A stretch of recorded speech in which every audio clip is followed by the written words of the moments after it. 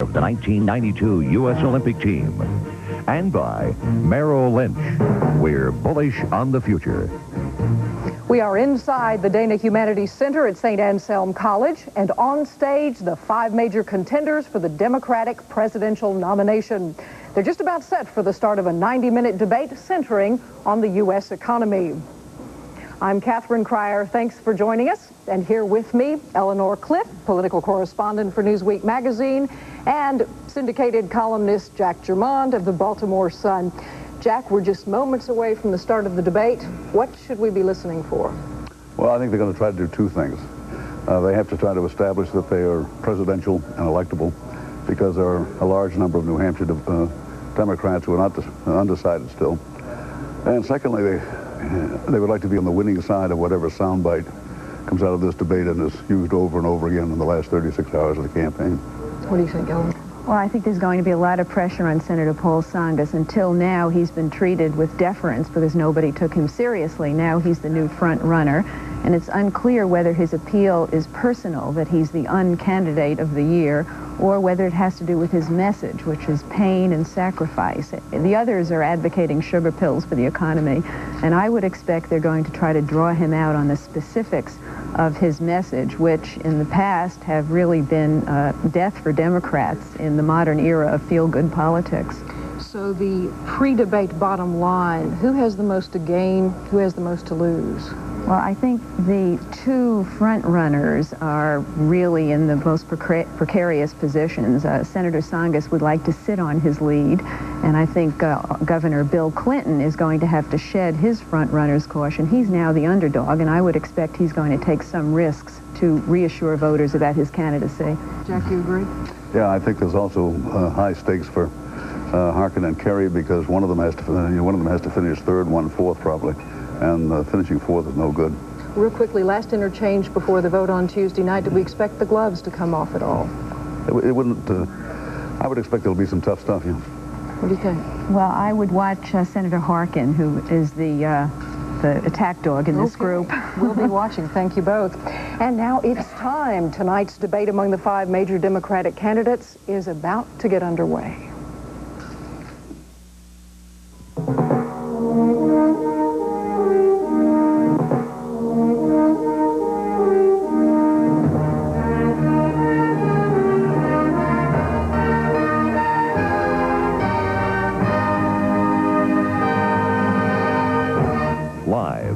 From the Dana Center on the campus of St. Anselm College in Goffstown, New Hampshire.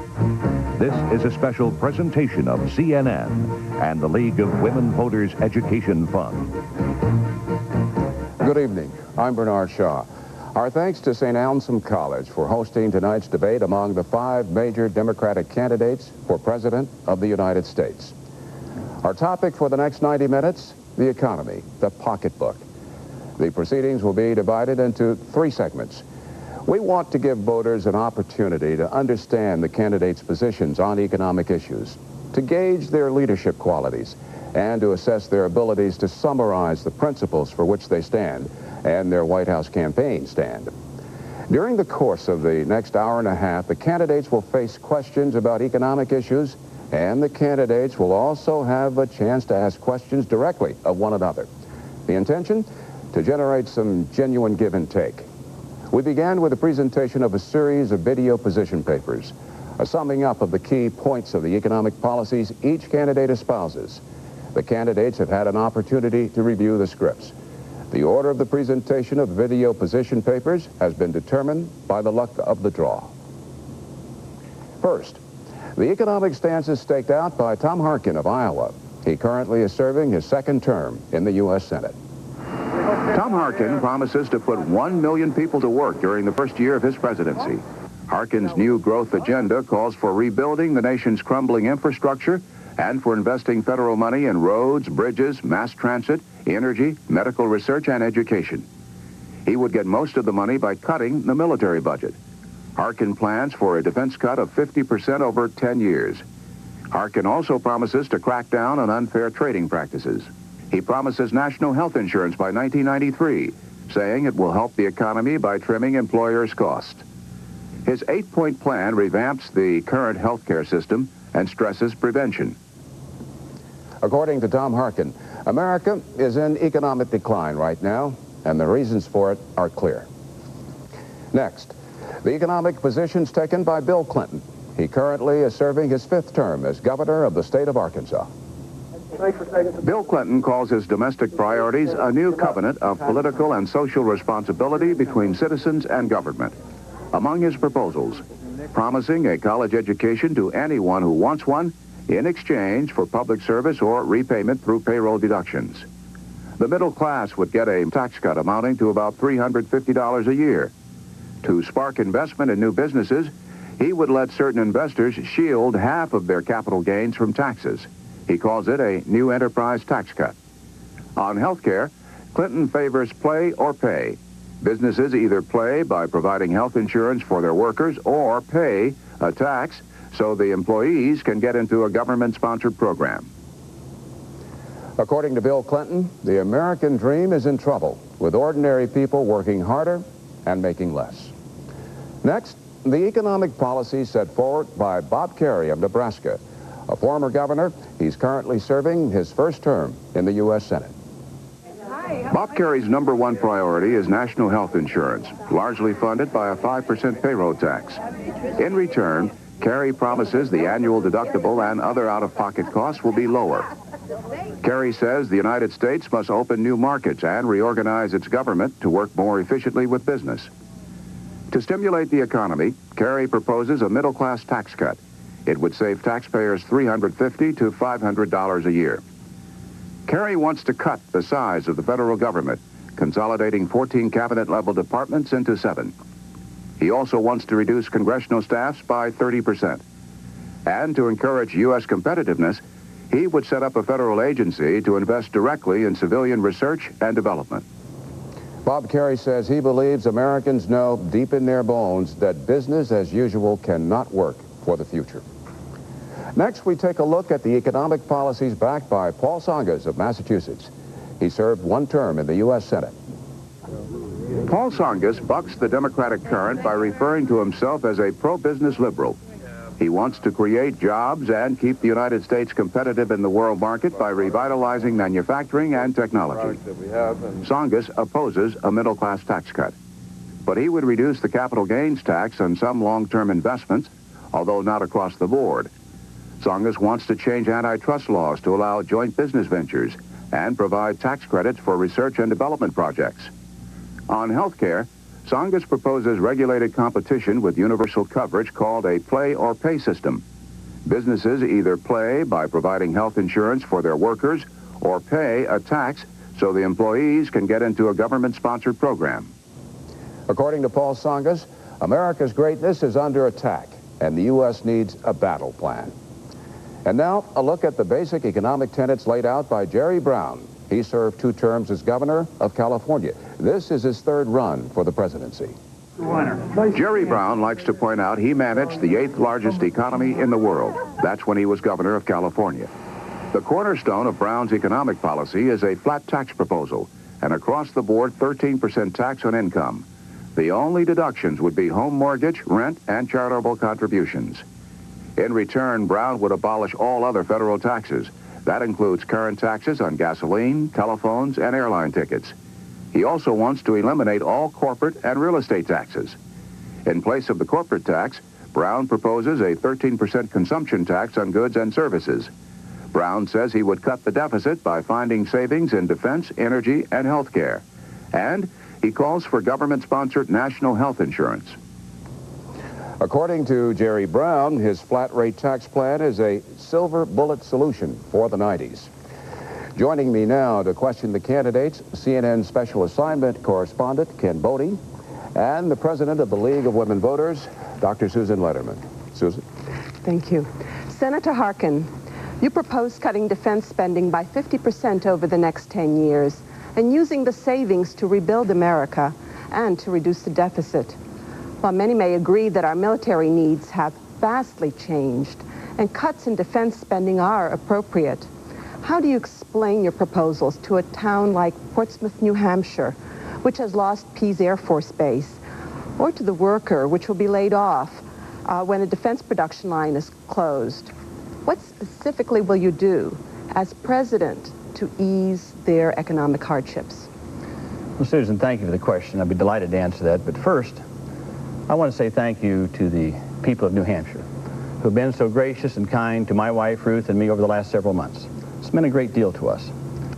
But it's also made it pretty tough, because as I've walked your state, visited your homes, your workplaces, and your schools, I've felt the pain and the anxiety of new friends who have lost their jobs, lost their homes, had their dreams dashed, families torn apart, young kids who don't have enough money to go to college.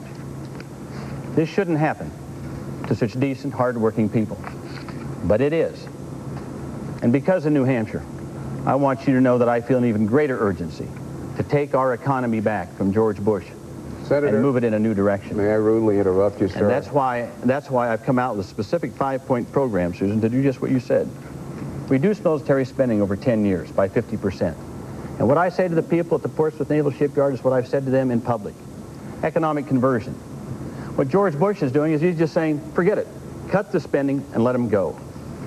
I say it's time to use these people. Some of our best engineers, scientists, systems analysts, computer operators, sheet and metal workers, machinists, are working, building things for the Cold War.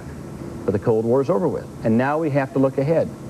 Let's start converting our military-industrial complex to meet the needs of the future. Let's start building commercial ships. Let's start building the next generation of commercial aircraft that we can sell here and around the world. High-speed rail in the Eastern Corridor. New energy technologies for America that are clean and renewable so we don't have to rely on oil from the Mideast or on nuclear power plants. These are the things that we can do to keep these people employed and yet build the infrastructure for the future.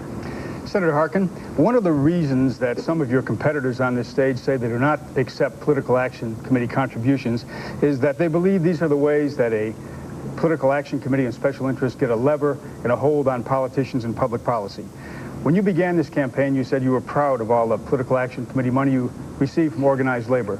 Could you tell us where specifically you disagree with the legislative programs and goals of organized labor in America today? Well, as I've said about political action money, you know, I find it incongruous that some would say you shouldn't take PAC money, but they'll take $1,000 contributions from corporate CEOs. You know, I don't understand the difference between that. Senator, we settled that some will take it and some will not. But tell us on organized labor specifically, where you do take a lot of money, where you disagree, and where you as president would disagree with organized labor. Well, first of all, I have been strong in support of raising the CAFE standards, the corporate average fuel economy of our automobiles, something that labor disagrees with me on that issue. I have been, again, as I said, for stopping the B-2 bomber, and quite frankly, labor's not too excited about that one either. So those are just two primary examples of where I've taken a course of action different than what organized labor called for. Senator Harkin, you've been very vocal on the need for the United States to get tough with protectionist countries that and threaten to do their ability to do business in the United States, indeed, if they don't change their policies. Don't you expect them to retaliate if you do that? And what would you do about that sort of retaliation? Wouldn't that just start raising trade barriers all around the world? Susan, we've got to get tough on trade. I saw a Japanese individual on television said the reason they sold so many cars here is because Americans want to buy them. I said, fair enough. I had my staff check the price of sirloin steak in downtown Tokyo, $26 a pound. We can get it there for less than $5 a pound. Why don't we? Doors are closed. In the next 10 years, the Japanese are going to go on a massive home building, house building program. They'll buy our logs, but they won't buy our finished lumber, our finished wood products like plywood and boards. Why not? Doors closed. I'm saying trade has to be a two-way street, not a one-way bridge. Second thing I'm going to do is shut the revolving door. Of the top 19 trade negotiators under Reagan and Bush, 9 went to work for foreign governments, 7 went to work for Japan. As president, I'm going to hire the best negotiators, and I'm going to make them sign a document, a legally enforceable document, that says that when they get through negotiating for the United States, they won't be able to trade for a foreign company or a foreign country for at least 10 years. That's what we've got to do. Senator Harkin, let's talk about welfare for a second. As you answer the question, we have less than 30 seconds left for Senator Harkin's segment. Can I ask the question? Yes, it depends on the senator's brevity. Governor Clinton has said that able-bodied people without child care responsibility should be required to work for their welfare check. What's wrong with that concept of an able-bodied person going to work to work on public works projects like infrastructure or cleaning up the environment or helping with senior citizens. What's wrong with the concept? When I was a young man, my father told me that the best social program was a job.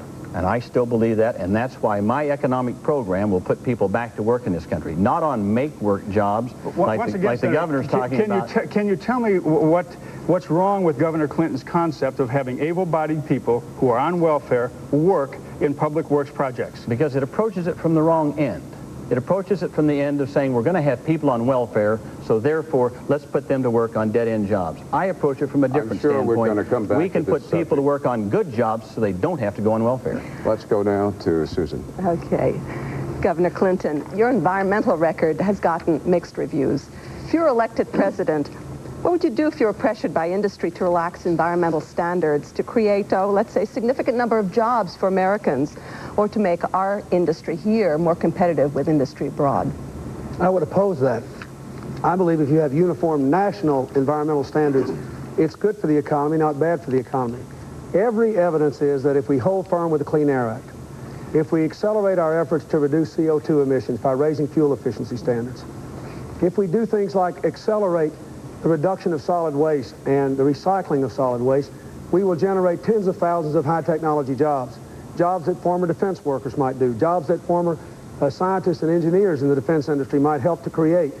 I can see that even here in New Hampshire, where I visited a small company building a machine that reduces CFC emissions into the air to try to reduce ozone depletion.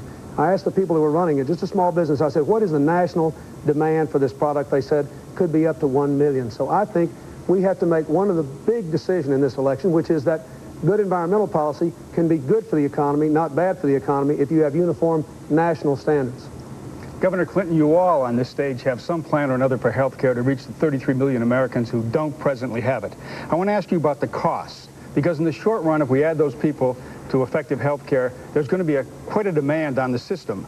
They're going to drive up total costs of health care, and I want to know what you do to control those costs. Would you, for example, be prepared to ration certain expensive health care measures and procedures, diagnostic procedures like CAT scans, medical procedures like heart bypasses, or would you be willing to consider rationing the amount of money that doctors can actually get from federally sponsored and financed health care programs? Well, let me say, I think that question is backwards, because we are rationing health care today. All the people without access to health care, people who live in inner cities and rural areas, people who don't have long-term care, people who don't have any kind of health care coverage, their health care is rationed, then they get it when they're too sick, it's too late, and it's too expensive. Let me tell you how I would begin. I think we should begin with mandatory national insurance reform. Cut out the incredible waste in the present system of insurance finance, somewhere between $35 and $50 billion a year. Simplify the billing procedures to reduce fraud and to reduce bureaucratic growth by having a basic uniform policy that has to be provided by both public and private sources for all Americans. And then reduce dramatically the amount of micromanagement of the healthcare system for the federal government by putting people in the healthcare groups. Now, 2 different healthcare groups have analyzed this proposal that I've made and have concluded that it will save between $80 and $120 billion a year. With that savings, you can cover everybody and provide long-term care. Will some people pay more? You betcha. The people that aren't paying anything now will have to pay something. But over the long run, within 3 to 4 years, we'll all be paying less than the society would have been paying otherwise. Let's turn to education. You propose setting national standards for math and science. How will requiring national standards and tests correct what's wrong, what's not working in our schools? And indeed, if you even figure out what's not working in our schools, where will you get the money to fund change? First of all, not all of what's wrong with our schools requires more money. And I think I've raised more money for education than anybody running for president this year, at least proportionally. But the reason we need national standards that basically measure our international levels of learning is that all of our children will live in a world in which what they earn depends on what they can learn, a world in which they will find constant change, in which they'll have to change their work 7 or 8 times in a lifetime. When our young people get out of high school today, they're 1 or 2 years behind our major competitors in learning. One of the things we need to do is to make sure at least that we have uniform standards of measurement.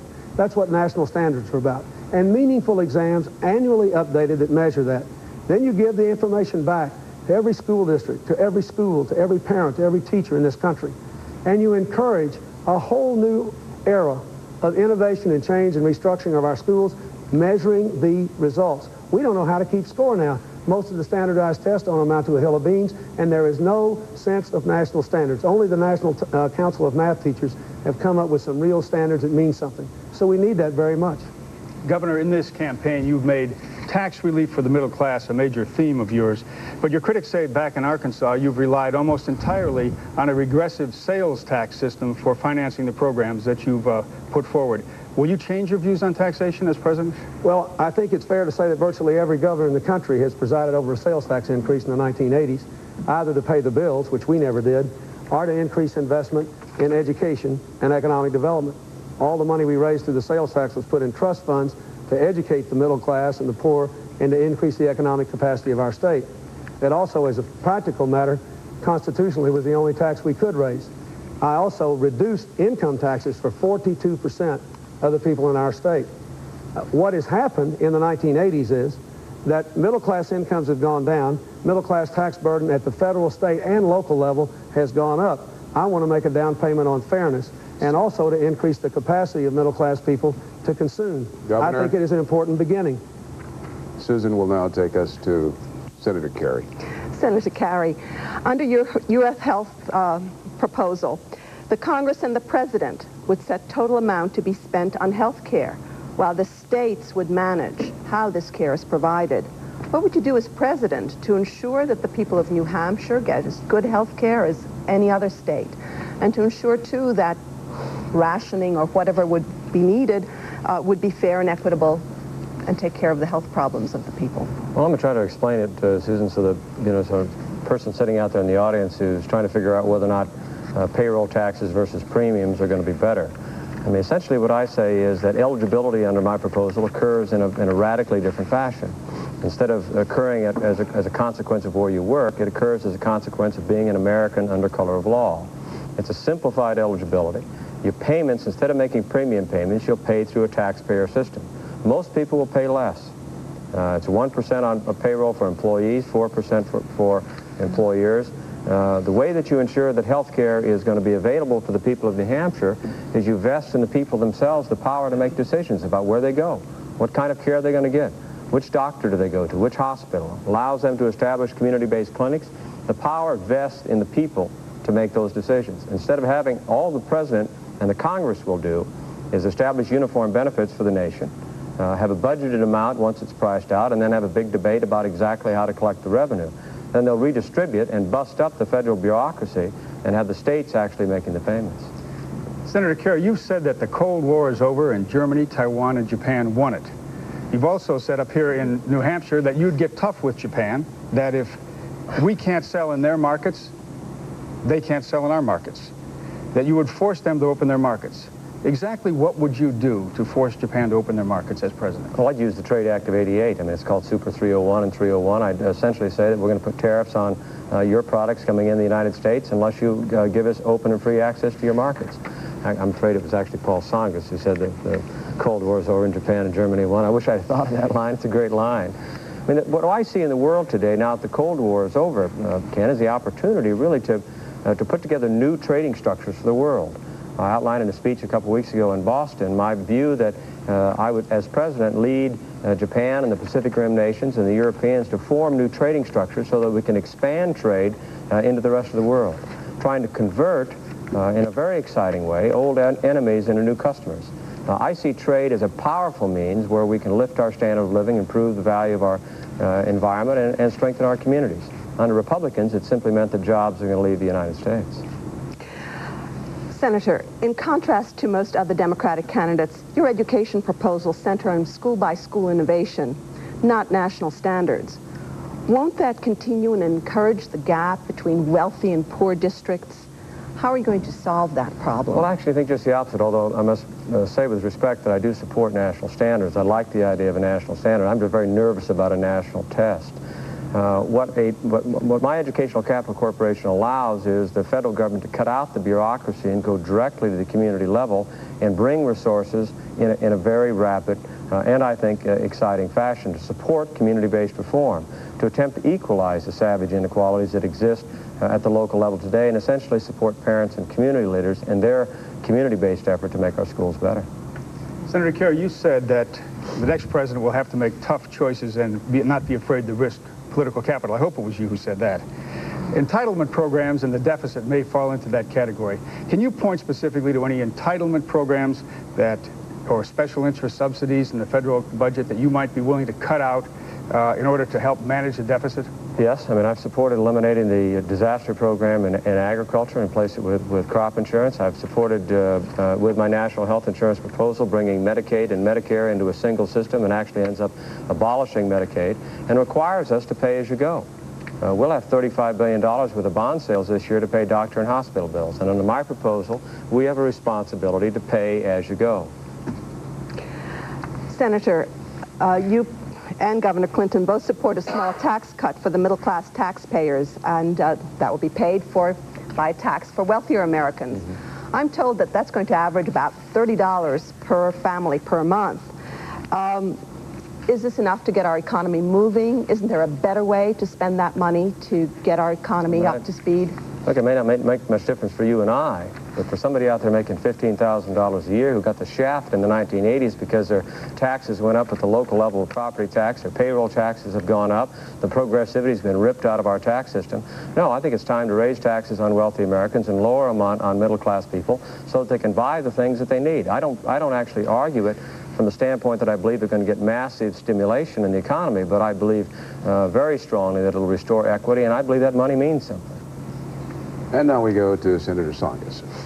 Senator, in hard times, people's fears of losing their jobs and general economic uncertainty are often exploited by politicians, pitting one group against another.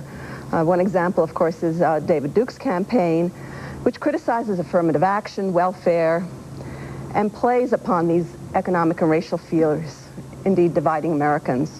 What will you do in your campaign and as president to counter racism and heal the wounds of hatred that continue to tear our nation apart? Thank you. Let me, if I may, just correct Ken from an earlier statement. The Cold War is over, Japan won was David Halberstam's quotes. I do not wish to take credit for something I did not originate. George Bush began the division. When he used Willie Horton, that was the precursor for David Duke. So I think the politics of dividing the country so you can rule it has gone back in this administration. What I've tried to do in this campaign is to explain two things. One, if you expand the economic pie, you have by definition opportunity. So people are not competing against each other. But if you have a shrinking economic pie, it is by definition an illiberal society. And that's where David Duke comes from. The second thing I've tried to do in the campaign is to describe that we are part of a team. When we compete with Japan and Germany, you have the German team, the Japanese team, the American team. And whether we like it or not, we are all linked to each other. So we all have a self-interest in each other doing well. So when you look across at someone who's different from you, not to see them as a competitor, but to see that person as part of your team. So you have a self-interest in that person doing well. This nation must be healed. I think it's very clear that these candidates, that we are committed to that healing process. But I think it must be stated clearly, when George Bush used the Willie Horton ad, he went down a road. That road was purposeful and not healthy for this country. Senator Tsongas, you have a higher level of support for nuclear energy than any of your competitors on this stage. All around the country, there are nuclear plants. Some are online, some are waiting and ready to go online. As president, in your energy policy, as you develop that policy, how high a priority will nuclear energy have? My energy policy is very clear. Maximize conservation, and I've been doing that, Ken, for a long time. Maximize renewables. The first solar cell amendment ever to pass the Congress was mine, back in the 70s. And I also added $1 billion in the authorization for conservation in renewables. And you have to get the utilities to do most of that work. So conservation, renewables. Then you maximize the use of natural gas. Natural gas is the environmentalist fuel of choice. And then you basically pick your poison. You've got oil. We talked earlier about the Persian Gulf and the trade imbalance that oil, foreign oil, gives to us.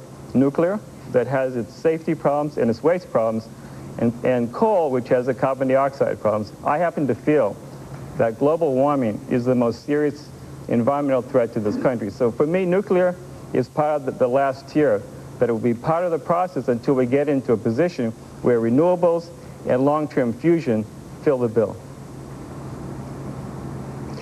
Yes. Some economists claim that this recession is different than our past recessions. And indeed, this involves a major restructuring of our economy. Those who've lost their jobs are not likely to return to the same industry, certainly not to the same job. What role do you foresee for the federal government in managing such massive economic change? Should the government simply protect the existing industries like steel and auto, or do something else? Well, let's look at Japan. What Japan does, they recognize that certain industries mature. So they put their efforts into building new companies. So they are into things like venture capital, equity capital, research and development, basic science. The role of the federal government is to say to the business community, we will give you the tools to compete.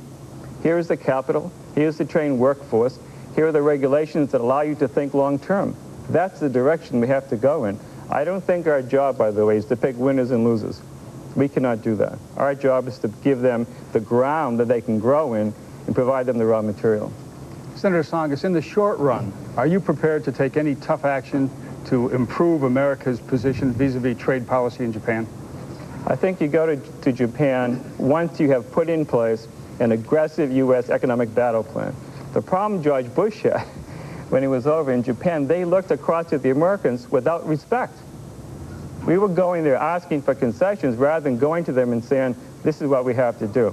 But if they don't do it, very clear you have to impose restrictions. But let me tell you, the strongest would be to go to the American people and say the Japanese have not been fair. They are restrictive in their policies, and I call upon you to understand that in your consumer purchases. So in other words, you'd call upon Americans not to buy Japanese cars? If the Japanese are not willing to be reasonable, then you have to play hardball. And now we go to Jerry Brown. In contrast to your colleagues, Governor Brown, who proposed middle-class tax cuts, capital gains reductions, or some combination of these, you suggest replacing the progressive income tax with a flat tax of 13% for everyone, regardless of how much money they make. Why should a family earning $25,000 a year pay the same as an individual who perhaps is earning $200,000 a year? Is that fair? As a matter of fact, they pay a lot more proportionally because they pay the regressive payroll tax. And the whole idea of the 13% flat tax is fairness. Strip away what Jimmy Carter called this disgrace to the human race, the tax code. Rich people have lawyers, they have lobbyists, they get the loopholes, they get the tax-exempt bonds. What I'm proposing is a 13% tax in lieu of the 15.3% Social Security payroll tax, the 28% income tax, and all the other taxes that people pay. This will be a major incentive because business will be able to expense new equipment 100% the first year. People on Social Security will be able to earn as much as they want without losing their Social Security benefits. And what is most important, we won't have to have all these changes every year. George Bush now wants to lower the capital gains tax. In 1986, he supported President Reagan's increase. In 1981, the investment tax credit was expanded. In 1986, it was eliminated. And now Republicans and Democrats alike want to bring it back. That kind of churning of the tax code is a good source of the corrupt campaign fundraising. It is a major weight on the economy where 3 million man-hours a year are spent trying to figure out what the tax laws mean. I'm for reform, simplicity, and fairness, and I believe this will give the biggest shot in the arm to our economy and create millions of jobs instead of these, what I would call rather marginal changes. Governor Brown, a major thrust of your campaign has been to eliminate special interest money from American politics. I want you to tell us, in the way of programs, what has this money bought, and what would you be prepared to eliminate? Where is the special interest pork barrel that you think you could eliminate as president? Well, let's start with the whole lack of a national health care system. The medical packs... Well, that's something we don't have. What do we have? What has that money bought in the way of American... Well, it's bought quite a lot. We're spending $800 billion a year for medical care, more than any other country in the world, and the medical lobbies and their insurance allies have given the Congress $60 million in the last 10 years. The used car dealers were able to fight back a change that the Federal Trade Commission wanted by $500,000 in contributions. So too with the funeral makers. Look at the tax code, all the loopholes, the rip-offs, the whole sort of what's going on in that Congress. They're spending half their time raising money, and the impact is we have millions of people out of work, our economy is deteriorating, and we don't have that commitment to what I believe is the most important thing of all, and that is a family bill of rights that would guarantee a living wage to every American, education, health care, food and shelter, and to be free from insecurity in their old age. I want to see that as the cornerstone, and the only way that's going to happen is if we reform our politics. Governor Brown, let's talk a little more about that health care system reform that you propose. You propose that we model it after the Canadian system. How would you, again, guarantee that your system would not produce long lines, lengthy waits for surgery, lower quality care, perhaps denial of some care that people might feel they need? Because under this plan, we have an overall budget that the United States would adopt. It would be democratically determined. This is not going to be the private corporate management of medicine that Paul Tsongas supports. It won't be the pay-or-play that will create a two-tier or a three-tier system. This is a system where we're all in it. We all have a stake in it. And just as in Canada, where you have a single payer, people are living 2 years longer. The infant mortality rate is half of what it is here. So I have great confidence that our representatives will be able to fashion both a limit on the spending and the proper basic care that will take care of the American people. Governor Brown, senior citizens are amongst the most active and powerful of all of our special interest groups in this country. Would you take them on and means test Social Security? Well, I'll tell you this, I would say for certain high-income earners, they ought to pay their taxes. For the vast majority of Social Security recipients, that is their nest egg. That's their basic income. But where you have very wealthy people, I would tax their Medicare and their total income, whatever it is. But you would not means test Social Security payments overall? Well, means test sounds like it's going to be turned into a welfare program, and I think the genius of Social Security is that everybody's in it and everyone supports it. Our thanks to Susan Butterman and to Ken Bodie. Now, on to the second part of this debate. The structure of this segment is more open, less formal, gentlemen. It's designed to foster discussion among the candidates to encourage a freewheeling exchange. My involvement as moderator will be kept to a minimum as much as possible. The extent of a candidate's participation in this segment will largely be a function of his own assertiveness. However, this debate's producers and I will be monitoring these proceedings to ensure that each of you gets approximately the same amount of time to make his points.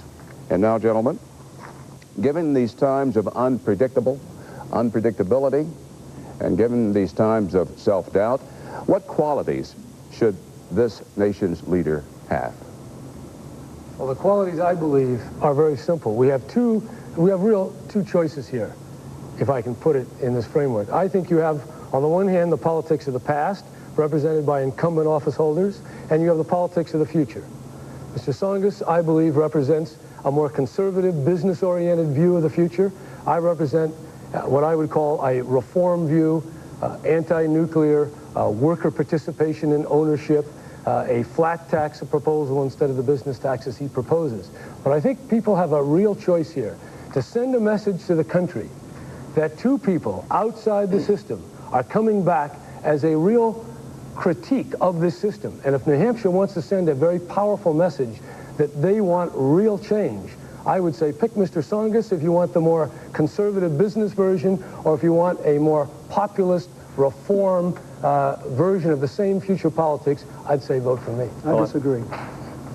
I believe that what the people need in a president is someone who has the vision to tell people where we are and where we ought to go, to strip away the denial of the last 10 years, and to put out a program that is both specific and compelling and powerful, but also who has the ability to actually change things. The reason I decided to run for president is I've spent more than a decade of my life working for change. You can be a change agent within the system. You can make jobs. You can educate people. You can solve social problems. You can get people to ratify over and over and over again, as I have through 5 elections, a commitment to change and improvement. That's what America needs. All these plans may be good, but in the end, somebody has to lead and galvanize and energize and challenge this country, And I think that's what we need in the president. Well, I also disagree. I mean, it's not, this campaign is not about a choice between people that are in office with respect and people who are out of office. This campaign is about trying to decide if America is going to move in a new direction. Our president has got his head outside the Cold War, but his entire body's still in it. Our government needs to be shaken up. We are fighting the Cold War still, and there is an urgent necessity. If we want to create high-paying jobs, we've got to shake that government up and change what it is doing to bring it in line with our international competition. And we're not doing that. I believe what we need is in a president is somebody who's willing to come and tell the American people the truth. Come and tell the American people that we've got a real challenge on our hands. If we're going to increase our wages and increase our opportunity and increase our standard of living, we're going to have to save more and invest more. We're also going to have the courage to fight right now for national health insurance. Not a proposal, a promise to do it sometime later. It is time to fulfill the promise of Social Security by bringing national health insurance to every single American as a right. It is an exciting time to do it. That's not the end, but the beginning of the kinds of changes that I think Americans are ready to fight for right now. First of all, Bernie, we Democrats have to have a nominee. And that means we have to have someone who is tough enough to take on Bush and whip him. Someone whose armor is thick enough to withstand the assaults of the Reagan propaganda machine that's going to come after us this year. I've got a record of beating Republicans for a long time. I've got organizations in 25 states, half the states of this union, ready to go. I've slated more delegates in Illinois than ever in the history of this country. As soon as we finish here in New Hampshire, that national campaign is ready to go on my behalf. Secondly, I believe we have to provide a contrast. I don't believe it's enough for us Democrats to go to the American people and say, well, here's Bush, and then we have a little bit of something like that. We'll be a little bit for capital gains. We'll support a little bit of exported jobs overseas, but it'll be just fine-tuning it. I think we have to provide a contrast. We have to give the American people a choice, a clean break with Reagan-Bush trickle-down economics. Throw it out the window, get rid of it, have a new democratic economic program that uses the power of this government to get our people back to work on good jobs, rebuilding a new America. Well, let's hear from Jerry Brown's. Let's hear from Jerry Brown's alleged fellow outsider. I appreciate the endorsement. I said politics is the future. Thank you. And maybe that has to come from the outside. Let me say that we are all here presuming to replace George Bush. So we have to think of it in terms of what do we offer that he doesn't. And I think what it comes down to, if you look at what George Bush has done, his core is very narrow. What principles is he willing to sacrifice for something else? Almost all of them. Talk about choice. Women have a right to choice in this country. He has gone from Planned Parenthood to anti-choice for his own political benefit. In terms of, for example, the environment. He said he was the environmental president, and then he tried to abolish wetlands. He talked about civil rights and that kind of thing. Then the Willie Horton Act. What we have to offer to the American people is a core of principle. There are some things so sacred, you simply did not abandon them. And I think we do that. And let me give you an example. There are two ways to run a campaign. One way is to think, November, November, November. What can I do to appeal? George Bush's State of the Union message was Santa Claus. The other way of doing this is to think January 20th. What is the vision so I can govern? So you take positions not calculated to do things that are good politically, but it will allow you to have a mandate. So when you take office on January 20th, you can turn this country around. And I have disagreements with my colleagues on some of these issues, but I will tell you, each of these people has a stronger core than the man that we are running against. You were about to take issue. We've heard from the insiders and the outsiders last go around, and then my next question will not strain your imagination at all, gentlemen. Well, I do not think it's a question of insider or outsider. I mean, I think you've got to demonstrate that you've got the courage to face the American people and tell them the truth. And the fact of the matter is, that's exactly what I've attempted to do in this campaign. On the deficit, not giving the American people just the good news, but telling them that we've got to reduce that deficit. It's an obligation to our children that we do that. Telling them that we've got an obligation as 4% of the world's population, consuming 25% of the world's energy. We've got an obligation to reduce that consumption, not just for economic reasons, but to make sure that we've just fought our last war for cheap oil. Governor, you were, before I move on, you were... The only thing I was going to say, Bernie, is I think what would be helpful in organizing this, so, you know, all these people are watching us tonight, and they're trying to say, they must be thinking, all these guys sound pretty good to me.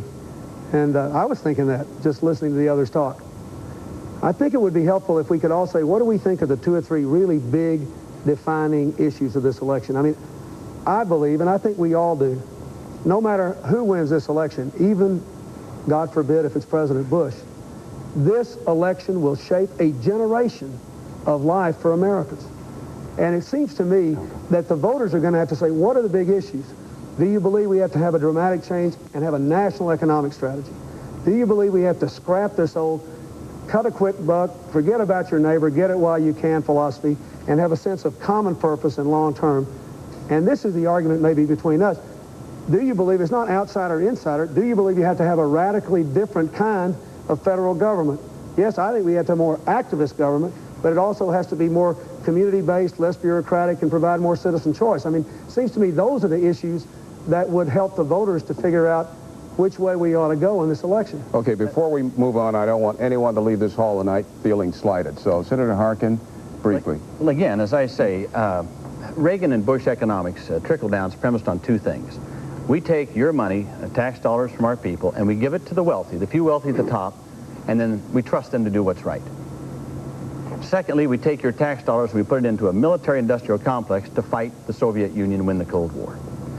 Well, look what happened when we did the first. We got leveraged buyouts, junk bond dealers, $1 trillion in trade deficit, 50,000 people in New Hampshire lost their jobs, 1.2 million manufacturing jobs lost just since Bush became president. So we know the first doesn't work, and the second is no longer applicable. Now, I disagree a little bit with David Halberstam or Mr. Tsongas. I believe we did win the Cold War. Freedom and democracy won. Now we have a window of opportunity. Will we throw out the old?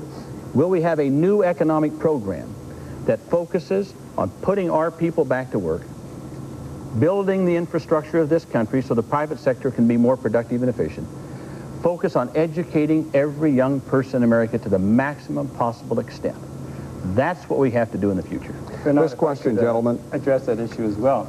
I'm an outsider, but I think it's presumptuous to suggest that having been outside gives anybody an advantage, because when you raise your hand and you're sworn in, you are the ultimate insider. So the issue is, what do you stand for?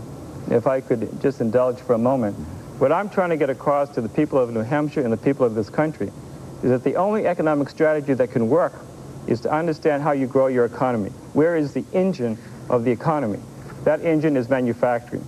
So my economic policies go to that engine, to drive that engine to be profitable and be competitive. Being an outsider doesn't make that happen. Neither does being an insider make it happen. The ultimate issue, when you raise your hand, you become the insider.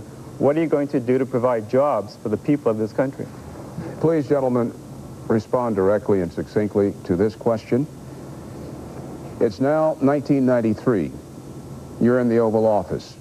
You are President of the United States. Money is very, very tight, but 2 funding requests are on your desk. 1, Russian President Boris Yeltsin wants $10 billion to jumpstart his republic's economy.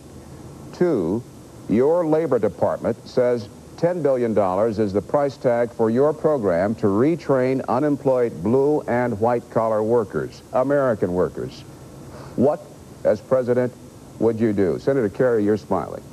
I'll put $10 billion on American workers. It's an easy answer. I mean, I, by the way, have argued that as President of the United States, I intend to lead the industrial coalition, Japan and the Pacific Rim nations and the Europeans, to try to assist the Soviet Union in making this transition. But we don't have the resources to, on our own, put a Marshall Plan in place in the Soviet Union.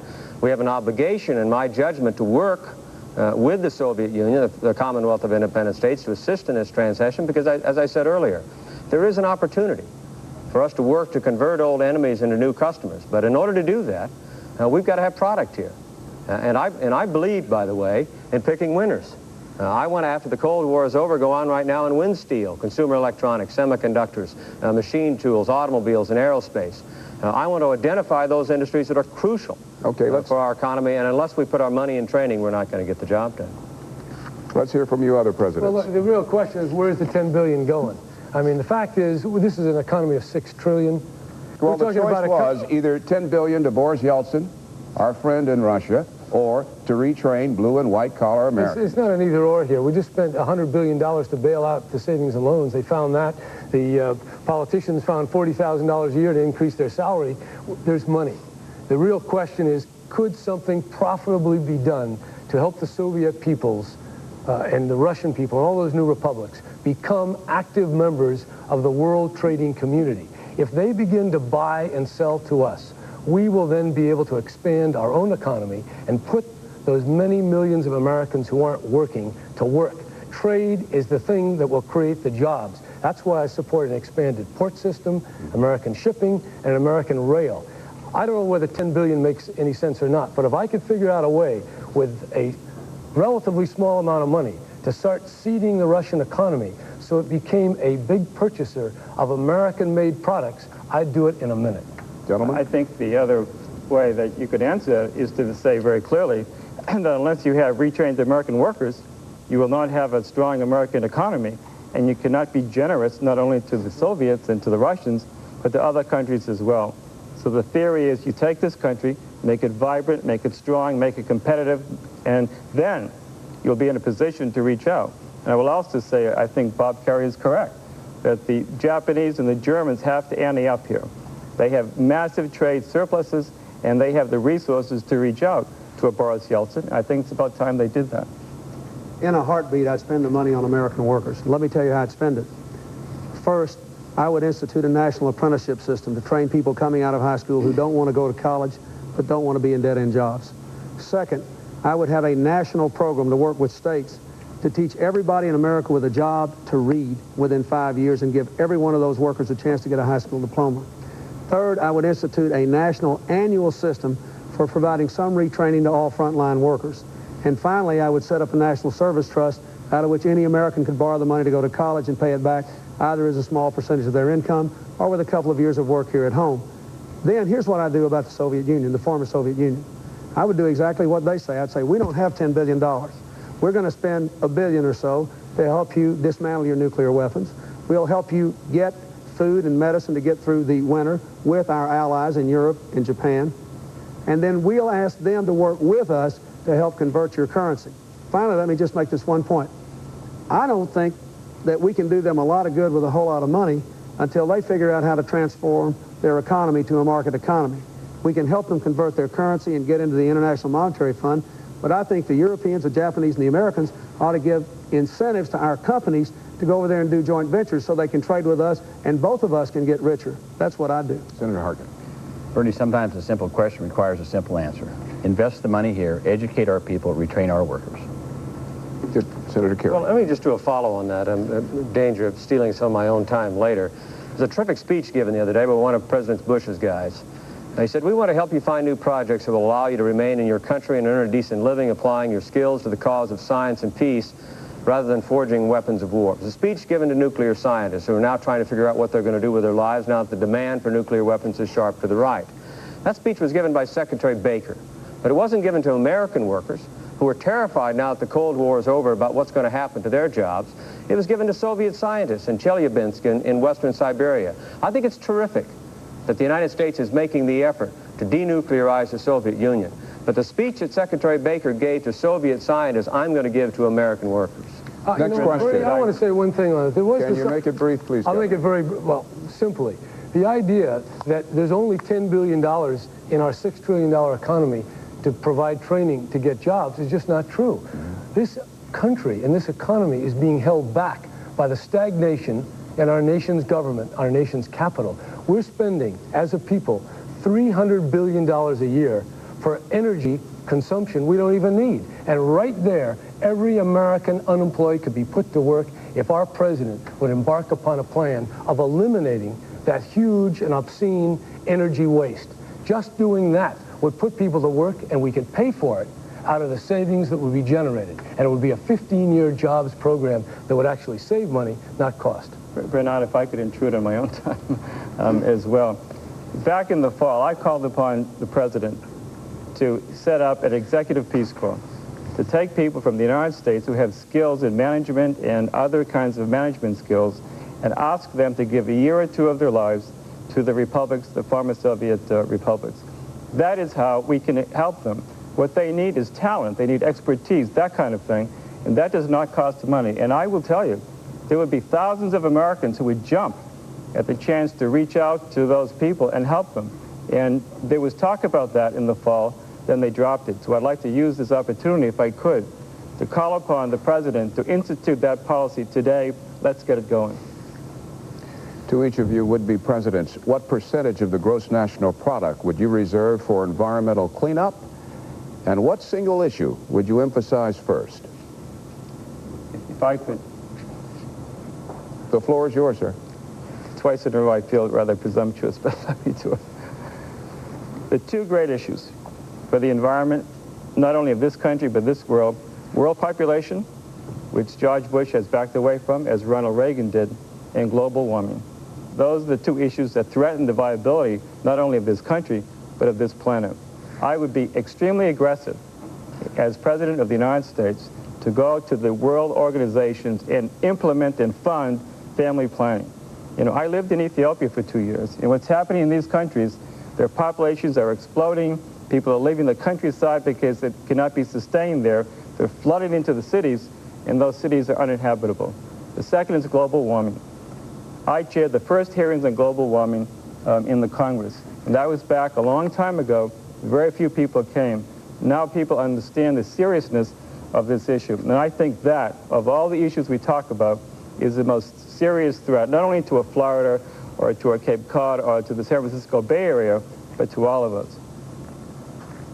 Let me say that in the 80s, one of the most bizarre aspects of the federal budget is that while we tripled the debt, we actually reduced our investment on the things that make us richer: education, research and development, environmental technology, infrastructure, economic development. What percentage? Let me just tell you what I would do.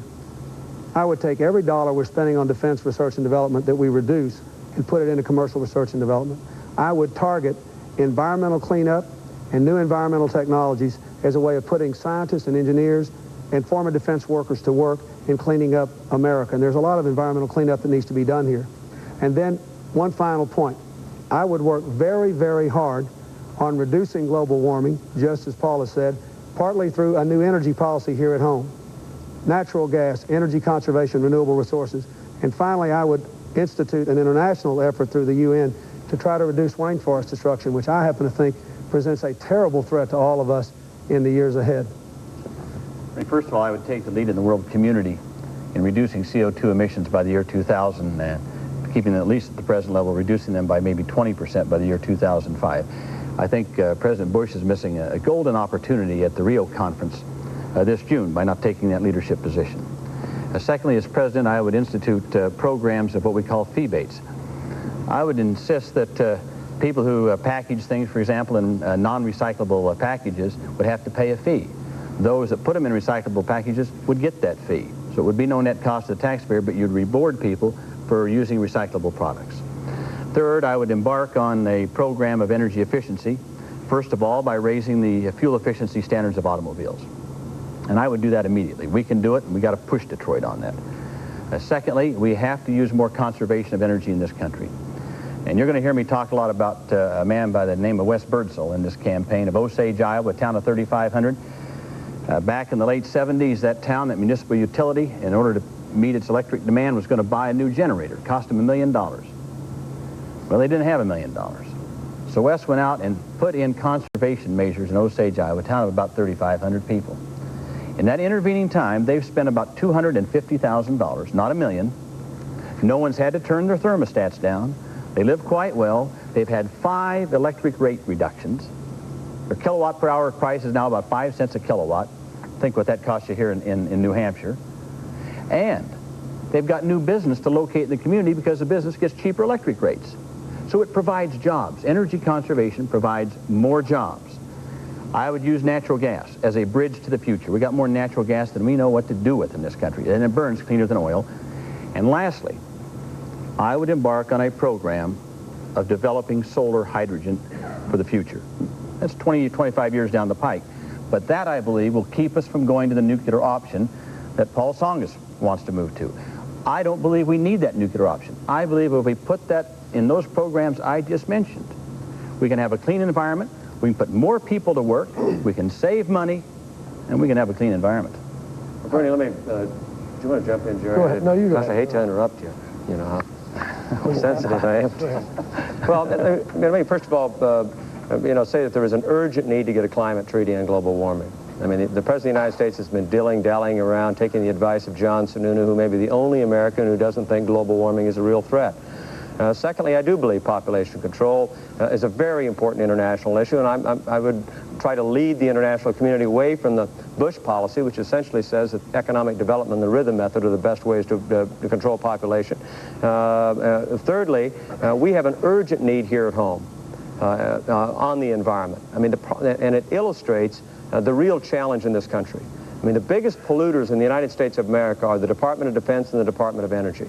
We have to completely restructure this Cold War structure that we've got in place and shift it over not only into civilian economies, supporting those technologies of energy efficiency in automobiles and building materials and in home appliances that will create American jobs, but to do it in a fashion that allows us to bring resources to local communities like Pease Air Force Base where there are Superfund sites. They need those cleanups done. They need those cleanups done in order to restore the economy of the state of New Hampshire that has stood faithfully by this charge of trying to provide protection against the Soviet Union. Governor Brown? Energy, efficiency, the economy, they all go together. The Japanese know this. That's why they're putting up massive sums in foreign countries and to develop the clean technologies for the future. We're not doing that at anywhere near the level we have to. The great scandal of this administration and in this era is that there are unemployed people who could be retrofitting buildings, rewiring and re-engineering motors, lighting, heating and cooling systems. This is not just a cosmetic change. There is a ball and chain around the whole American economy, and it's the wasteful energy that is protected by the lobbyists, the oil companies, the coal companies, the nuclear industry. We need to break that stranglehold and embark upon a national policy immediately, and I challenge the president to do that because he can put millions of unemployed people to work doing precisely that, and it could be paid for out of the savings that would be generated. The stakes are very high because we have to develop the clean technology or else we're going to see China and third world countries tripling their coal burning, and then all our efforts at clean air will be doomed. I support the Greenpeace initiative, which would allocate $15 billion from the present defense budget to renewables and energy efficiency. And I go way beyond that to make sure we put to work the unemployed people of America in our #1 priority, making a clean, efficient energy society that can compete with other countries. So out of the 5 of you, only 2 of you disagree? Well, Senator, you slammed the senator's stand on which fuel to use. You want to respond to it? If I could, I would like to say that I would like to characterize my positions myself and not have others do it. I was endorsed by the environmental community in New Hampshire. They know my policies. They know my work on Alaska lands, my work on preserving Cape Cod, my work in setting up Thousand Friends of Massachusetts. But I will also say, at the risk of sounding like a broken record, that whatever differences we have here, compare us to George Bush. And people who care about the environment should take comfort that the alternative in November of this year, it's going to be an environmental policy they can have some faith in. Yeah, I'd like to give up some of my time at the end just to say one thing that I heard. Each of you, please jump right in. All of us are saying something, and I don't know if we're going to make any news tonight or not, but I think we just all said something that we ought to say together right now. Every one of us believes that the President of the United States should go to the Rio conference and say the United States has been lagging on agreeing to global standards on global warming, and we are going to agree right now to agree with the Europeans on reducing CO2 emissions, increasing fuel efficiency standards, doing whatever we have to do to meet a common standard with the Europeans. They are getting, some of those countries are as richer than we are. We can afford to do this. It will generate new jobs. And what I heard all saying is, we at least want our president to do that. And I'd like for that clear message to come out of here tonight. Is that an amen from all of you, or what? Is that an amen? That's what I said. Yeah, we agree on a climate treaty. But let me get clear as well, Bernie, that one of the things that I'm trying to do in this campaign is to say as president, I'm not going to blame our problems on the other guy. Very often we are creating our own problems. I mean, we are rising on a pile of garbage in America. It is a pile of our own making. We are, as I indicated earlier, consuming 25% of the world's energy. Our behavior is going to have to change. And it isn't just, again, the Republicans doing this, although George Bush is massively indifferent.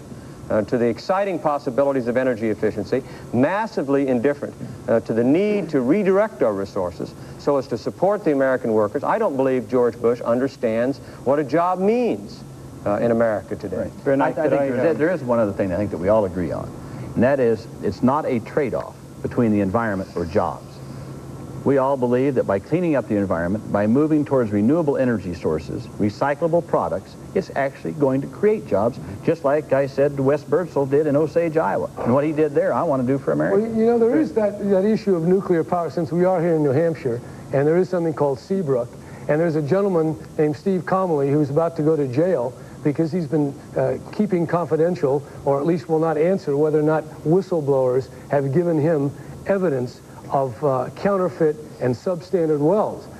Now, just to put you on the spot a little bit, Paul, I am told that his office is going to yours, ask for some help, and you told the people down at Keene that you were going to be the friend of the whistleblowers. Now, here you've got one in your own state of Massachusetts, and he's asking for help, and he's trying to go to bat to expose what appears to be some fraud down there at Seabrook. I think that's a pretty important issue. If I could respond, first of all, when Seabrook was being built, one of the five of us said it was the wrong place. It wasn't you, it was me. I opposed it way back 12 years ago. Well, I opposed it too. So don't draw that difference, okay? Number one. Well, second, I think it is a difference, Paul. I think that, that we have a lot that we share, but on the nuclear power, even though you're saying it is a last option, we have 112 plants. And I would phase those out, all of them, over the next 10 years. What would you do about that? You would replace it with what? I'd replace it, first of all, with the gigantic, obscene waste that would give us 50% more usable electricity that we're not even using because we're wasting it. We're pouring it through a totally inefficient system because of the advocacy of the energy utilities, the nuclear industry, the whole, I believe, Congress in a stranglehold. I might add, let's within the next 3 to 5 years replace every light bulb in America with a high-efficiency light bulb. That'll save a lot of money and save a lot of energy. Well, let me say that I'm pleased to see that everybody's now on board. I was doing this in the 70s. I was doing this in the 70s, so don't come at me suggesting that I'm not for conservation or renewables. I'm going to get every utility in America to be aggressive like you said. You know how I'm going to do it? Give them a speech. Ladies and gentlemen, you get 12% rate of return today. If you maximize conservation, if you maximize renewables, I'll give you 14%. If you don't do it, I'll give you 12%, 10%. What is the difference? A shareholder lawsuit. A shareholder lawsuit. So every utility now has it in their self-interest to be aggressive in bringing about conservation and renewables. That's how we're going to do it. Why wouldn't it be better through the federal agencies and through Congress just to say that all of our electric utilities have to do what the best ones are doing today, starting in California and engaging in least cost planning? That is, using conservation in the same calculation as you would use building a power plant. I think that's what you're advocating, and I think if we did that nationwide, you would find that we don't need a lot of new power plants in this country. The reason why I believe California is the world leader in alternative energy is we stopped nuclear power. We fought it every step of the way, and the utilities themselves are now the biggest champions of efficiency and renewable energy because they have no other choice. They found an alternative. I also want to say that one of the things that I did when I was in the Congress was to introduce the bill and champion legislation to do away with QUIP. Now, who knows what QUIP is? Construction work in progress. Construction work in progress. And I just want the people of New Hampshire to know that's what Hugh Gallen fought so hard for when he was governor of this state, our beloved Hugh Gallen. And I was the one that took the lead in that. And unless we get rid of that QUIP, they're going to keep right on building nuclear power plants. Yeah, let me say on nuclear, too. Paul, we're not all trying to gang up on you. We're not saying you're wrong all of the time. But on this particular issue, I think you are. The Nuclear Regulatory Commission has lied to the American people. The Department of Energy, when I was governor of the state of Nebraska, lied to me. They said when they were shipping high-level waste across the state that they were going to notify us. They didn't notify us. We had to fly a bunch of helicopters down and block them so they couldn't come across the state. When your own government lies, it causes the people to break trust and lose trust. And nuclear power, it seems to me, is fatally flawed because we have no capacity to get rid of the high-level waste. We're struggling, in fact, to get rid of the low-level waste. And we have tremendous and exciting opportunities in the area of energy efficiency to produce more energy through efficiency and cheaper energy through efficiency than we ever can through what I consider essentially to be socialized energy, and that's nuclear. In fairness to you, Senator Tsongas, did you fully address to your satisfaction the charge that Governor Brown was making about someone being in your office? I'm not sure whether... I mean, I believe you that it happened, okay? Okay. I didn't say that him personally brought representations to your office. He's a whistleblower. The NRC's after him, and Paul said that he would be a friend of the whistleblowers. So I just wanted to invite him to be a friend of one in his own neighborhood. I will do that, but let me make it very clear. My argument goes back a long time. Fact is, there's a finite amount of fossil fuels on this earth. If we take the position that we are sure that we can do away with this energy source of nuclear power, we are going to end up with more fossil fuels. We just went through this rhythm of saying we're all aggressively pursuing the president on global warming. If you take out all your nuclear power plants, by definition, you're going to have more fossil fuel burning and add to the greenhouse effect. I take the position that the threat long-term is global warming, and that threat is real, and that's where I'm coming from. Well, I don't think you need nuclear to get rid of global warming, for gosh sakes. I mean, no, but what Jerry Brown is talking, what Jerry Brown is talking about earlier is absolutely right. I don't know, $300 billion, but we could save $160 billion over the next 8 years just by tightening up corporate average fuel economies. Gosh, 12 miles per gallon. We're at 20 right now, and Ronald Reagan did a total dive on corporate average fuel economy. Another 12 miles per the gallon produces energy efficiency enough to require us not to import anything from the Persian Gulf. I mean, we've got a lot of energy that we can generate just through the avenue of savings. So I disagree with you, Paul, when you say that the choice is either nuclear or oil. I'd like to know what our position is on building more nuclear power plants. You have, and the longer they run, the more probability that there's going to be a radioactive release that affects people. I'd like to know what Governor Clinton's position is on building more nuclear power plants. We haven't heard that one yet. My belief is that we have enormous electricity capacity now. I do not favor anything that will accelerate the building of nuclear power plants. I'm against this one-stop permitting bill that's in the United States Congress. I don't know how everybody else feels about it. I think if you have least cost planning, if you have major incentives to the utilities to engage in conservation, if you have a major attempt to convert to natural gas wherever you can, and I realize that's in my part of the country, but now you can get natural gas in New England because of the pipelines, I don't think you're going to see a need for new nuclear power plants. And I certainly don't believe we should continue to do what happened in the Reagan-Bush years, where they pushed nuclear plants at sometimes 5 and 6 times cost overruns, and they shoved them down the throat of states like mine, which never even approved them. Well, please, gentlemen, don't expend all your energies on energy, because we have more questions. 3 days from now, all of you will pack up and leave the great state of New Hampshire. What single economic promise you have made will find a job, buy a meal, or pay for a prescription medicine? Bernie, I'll take that one right off the bat. I'm the one that's got an economic program, a specific 5-point economic program. I call it my blueprint for the future, to rebuild America. There are cities and towns all over New Hampshire, and indeed all over America. Conference of Mayors pointed out over 4,000 ready to go, where they have plans on the shelves for city improvements. It could be streets, sewer and water, bridge replacement, school improvement programs.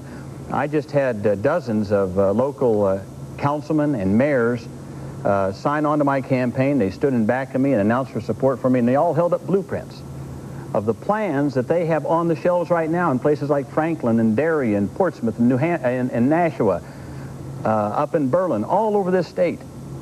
My program calls for putting $35 billion over and above what we're doing right now, right down to these local communities next year. They'll be able to let those contracts out to the private sector, put people to work immediately all over this state and all over America. And guess what happens when those people go to work? They get well paid. They go downtown, they shop on Main Street, they buy clothes for the kids, they buy a carpet for the floor, they buy furniture for their house, they may even buy a new car, American, I hope, and gets the economy going again.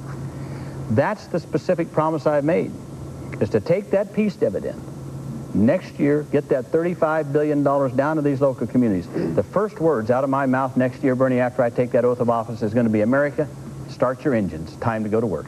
Well, these other 4 are going to have something to say about that, Senator. Let's see what they think. Right. Well, I don't know where he's going to get $35 billion, but we can come back to that later. I mean, the things that I would do immediately are to say to the banking regulators, you've got to start making loans. I'd get capital in the banking system, and I'd back it up by bringing Small Business Administration credits to small businesses so that we can start creating jobs at the community level up. And secondly, I do believe that a targeted investment tax credit, particularly targeted for the manufacturing base, followed on by making sure that that money is going into manufacturing base here in the state of New Hampshire, as well as other states, would produce tremendous increase in employment. I bet I haven't visited a single factory in this country yet, in New Hampshire, that doesn't have some urgent need to modernize. And if our workers are out there operating 20, 30, 40-year-old gear against other countries that are using 2, 3, 4-year-old gear, we're going to have a tough time competing, and our standard of living is going to go down. But let me also say, in defense of Tom and everybody else on this platform, that no one in America, no political figure in America is more indifferent when it comes to jobs than George Bush. He is massively indifferent. He does not know what a job means to most Americans. I said the other day, I heard that he, like Paul Tsongas, has called economic arms so much that he was going to put his own one out called Farewell to Economic Arms, because that's exactly what's going on in this country. I mean, he is marking time. This recession started over a year ago, and now that it's a political issue, the president responds, and it's too late for an awful lot of people that have lost their jobs, lost their homes, and lost their confidence as a consequence. Governor, Senator? If I were president tomorrow, I would accelerate the highway funding of the next 5 years and compress it into 2 or 3 years. I would change the bank policies very specifically, and I would tell the federal regulators that have taken over New Hampshire banks that are now calling loans on businesses that have never missed a payment to stop it. I would establish, as a part of the Federal Bank Reform Act, a whole network of small business development banks throughout the country to make community-based small business loans again. This state can turn around in a hurry because they got well-skilled, well-educated people, if you had that. And I would have some changes in the tax law which would give people incentives to invest in plant and equipment here. Not only an investment tax credit and some modification of the real estate laws, but I would remove the incentives that now exist in the tax code to shut your plant down here and move it overseas, and instead give incentives to invest in our economy. Senator? I think, excuse me, Bob Kerrey is right. George Bush, and Dan Quayle too, by the way, they have steel cable safety nets. So no matter what happens to this economy, they will not be hurt. We've seen that in New Hampshire. As president, you have to do first, day one, declare an economic emergency, give the American people a sense of the peril that they face, and then begin to move in the direction of articulating an understandable economic battle plan. If you go into any community in New Hampshire, and you ask any person you meet on the street, what is the economic battle plan of George Bush to make the United States competitive? Nobody can answer that because there is no such plan. This, thank you for the reference, Bob. This is mine. Oh, not again. And I would urge anyone who would like a copy to get in touch with us. It's very simple. Where is the engine? The engine is manufacturing. What are the needs? Venture capital, equity capital, credit. That's how you grow the companies so they can expand, employ people, so people can have jobs and provide for their families. Governor? Just in reference to the called arms, I believe each of the 3 major tax breaks put in there have already been tried and then removed, and now they're bringing them back again. So I make the proposal, let's get to a simple, fair, flat tax that will allow business to know what their burden is and plan out a long term. Also, it removes from those making middle and lower income a tremendous amount of the tax they're now paying. But let me say, if I am President of the United States, having been elected on a reform campaign of taking no more than $100, fighting the congressional pay raise, fighting for term limits at the Democratic Convention, we will already see a second American Revolution, and we'll be in position to do what all these people are talking about, and they sound so great. Why haven't they happened? And they haven't happened because there's something unreal about all this. The thing in Washington, the government, the way it works, is stuck. And when I say that we could save $300 billion every year in this country just by energy savings, and that we could put millions of unemployed people to work achieving that goal over the next 15 years, you have to say, why doesn't it happen? And it doesn't happen for one reason. The system is stuck. And only if New Hampshire sends a very powerful message that they want that system changed will we have any hope of really dealing with many of the good ideas that we're hearing. Let me just say one thing. It doesn't happen because of the president. It doesn't happen because we got a president who doesn't believe we need a national economic plan. That's why it doesn't happen.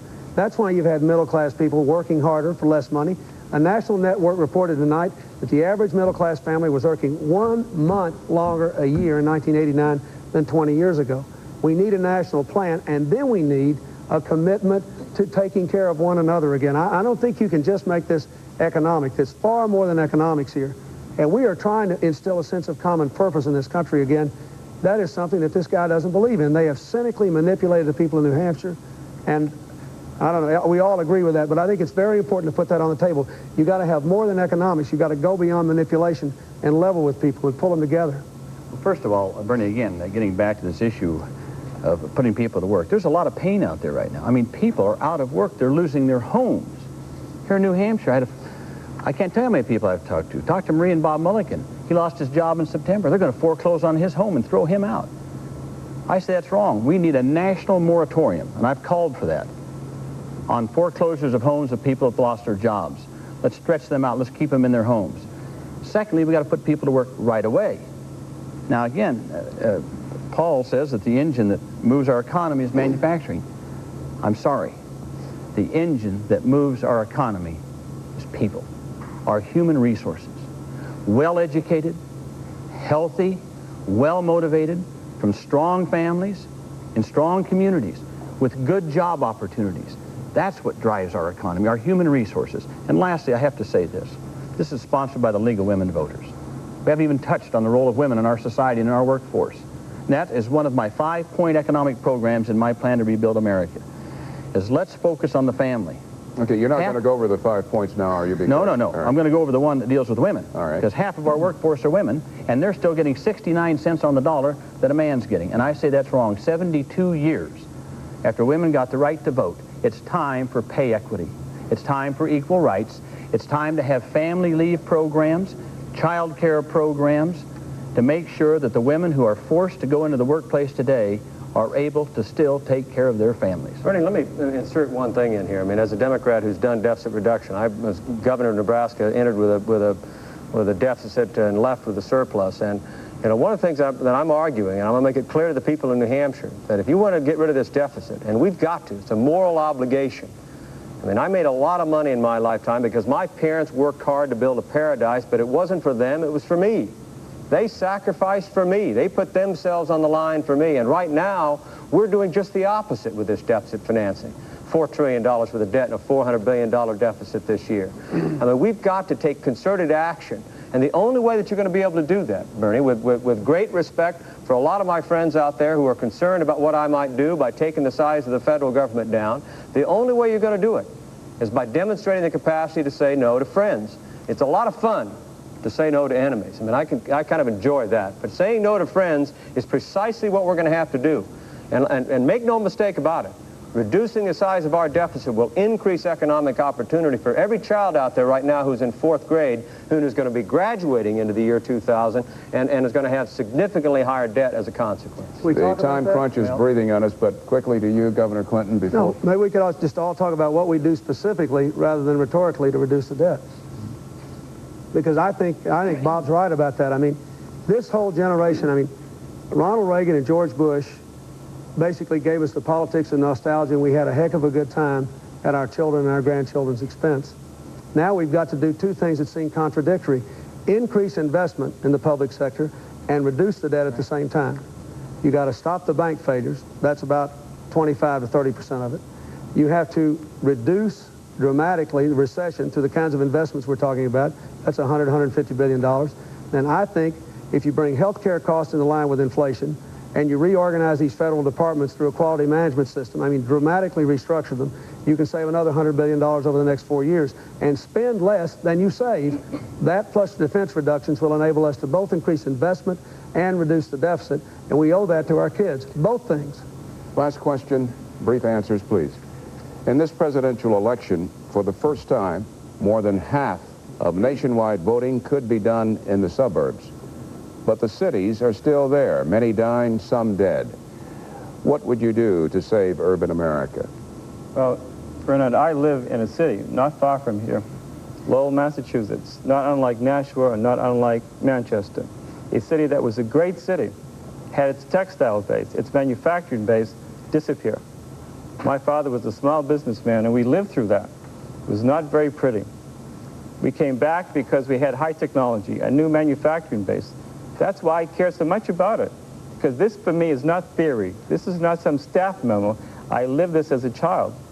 What I have to do, what we all have to do, is get this economy moving so you can have that kind of expansion so people in the cities have jobs. And it is the private sector investing in the cities, which is the way you bring those cities back. One way you can make the cities with the greatest unemployment come back is make an enterprise zone and for 10 years free the company of any taxes if it invests in that area and hires the people in that particular place. And if we do that and turn the welfare check into a welfare voucher that can be exchanged with the private employer, you'll see people going to work who are now not doing anything.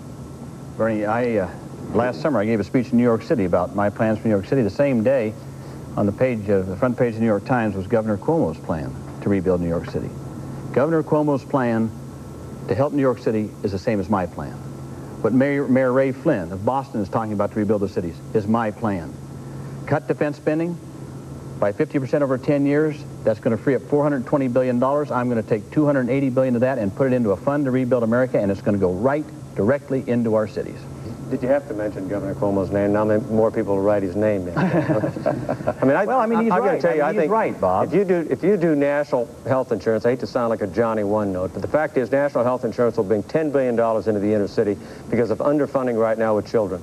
You provide continuous health care for all our children, eliminate the barrier of losing your health care if you move off of welfare. You can do the kind of welfare reform that Governor Clinton has been talking about, and nothing will help the inner city more.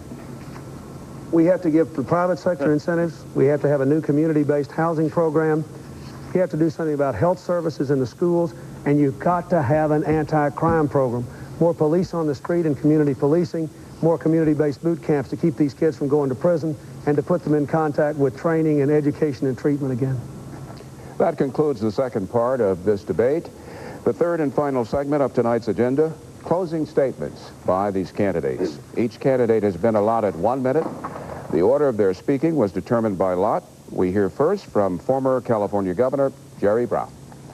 We have the resources in this country. We're a very rich nation. We don't have the commitment to every American family to make sure they have a living family wage. That has to be our #1 job. This political system is stuck. It's stagnant. It's not working. If you have been touched by this message of grassroots organization, of living or dying on the shoulders of average voters, I want you to support this campaign. If you want to vote for a politics that has brought us where we are, there are other candidates that can provide that. New Hampshire, you are the messenger, and you can send a message to Washington that will wake them up and change the whole dynamic of this country. I love America, and I want to see that we really realize our potential. I want you to join this cause. You can, and you can do it by calling our number, 1-800-426-1112. That's the way, without knowing any politician, you can be a part of this cause. May God bless our undertakings.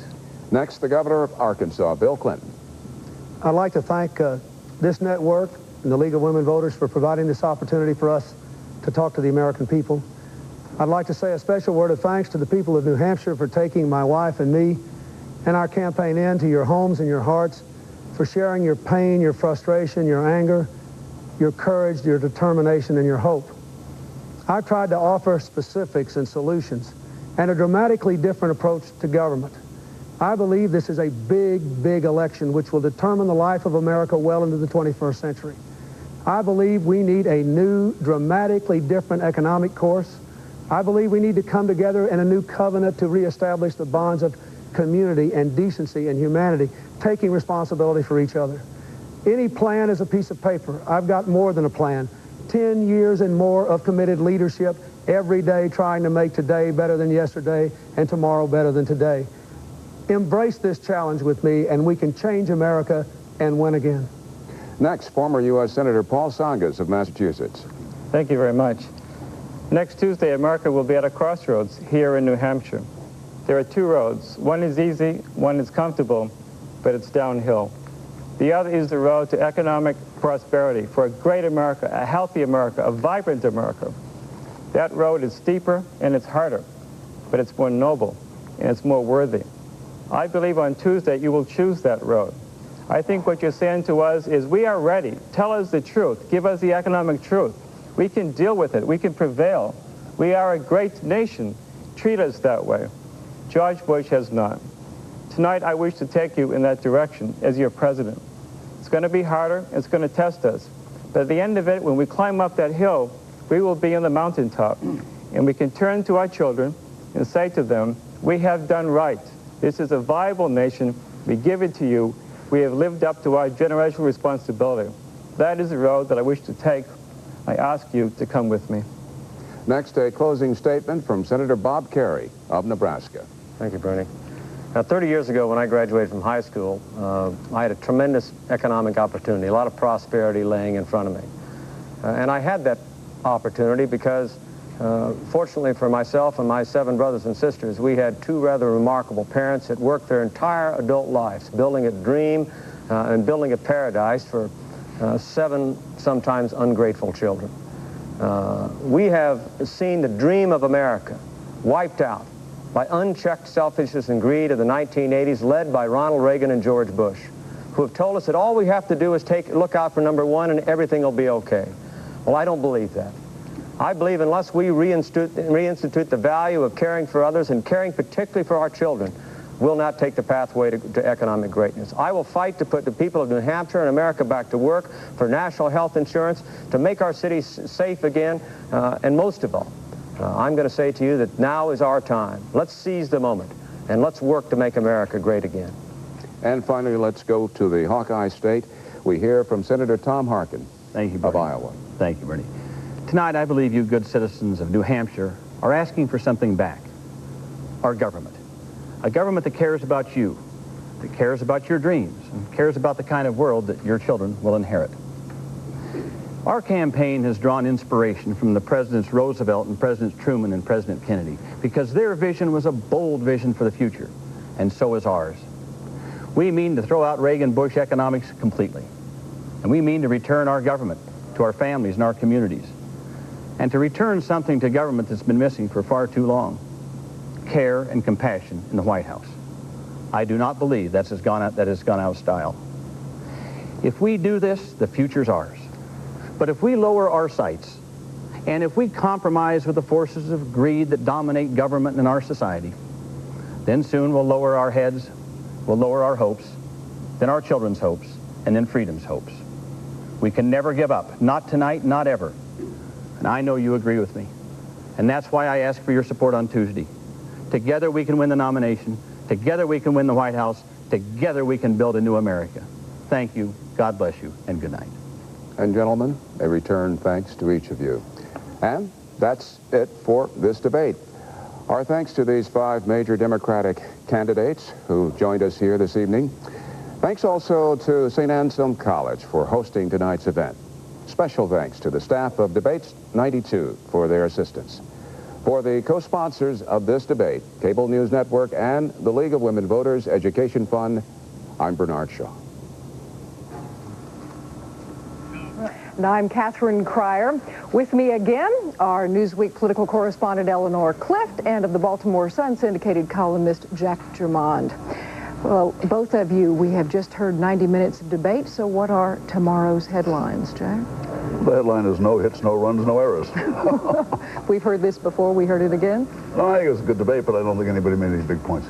All right, Eleanor, what do you think? Well, the headline is probably the clash over nuclear power, which is the only time there was any energy in this debate. But I think the Democrats really missed the boat. They're accusing the president of not having a good economic plan, and none of them really came up with something that would compel the country to vote for them, I don't think.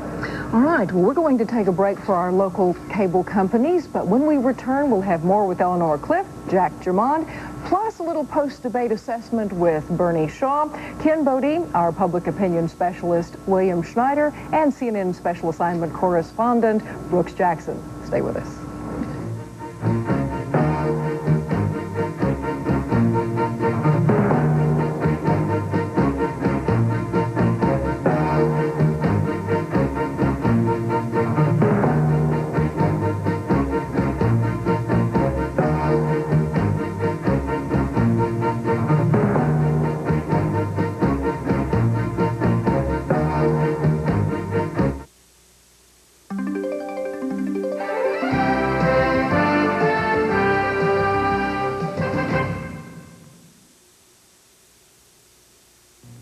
Do you realize just how much difference there is in life insurance rates from one insurance company to the next? For instance, if you're in good health and don't smoke cigarettes, Garden State Life Insurance may be able to save you as much as 50% off the cost of your life insurance. That's right, 30, 40, 50% off what you'd have to pay for a comparable amount of coverage elsewhere. And not just this month, but year after year for the rest of your life. Savings like that are well worth looking into. So if you need $100,000 to $1 million or more of quality term life insurance, you owe it to yourself to get the facts fast by calling now, 800-257-1257, toll-free for this free information package, including a personal coverage proposal that shows you just how much your savings might be. There's no obligation, no sales pressure, and it could be a real eye-opener.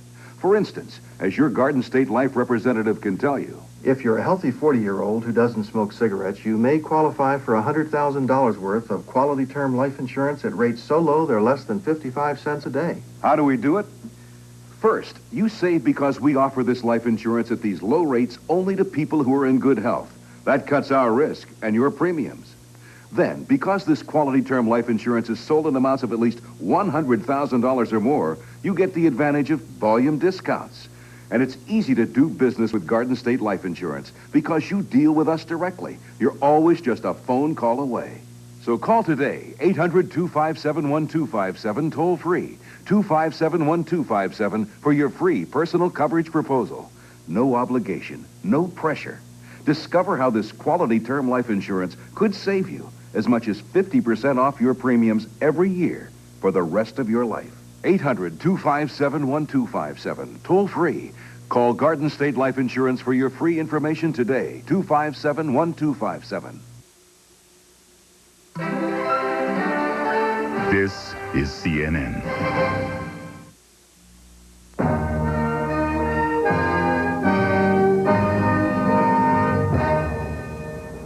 We're back in the Dana Humanities Center of St. Anselm College in New Hampshire, site of the Democratic presidential debate concluded just moments ago. And here with me, Baltimore Sun syndicated columnist Jack German and of Newsweek, Eleanor Clift.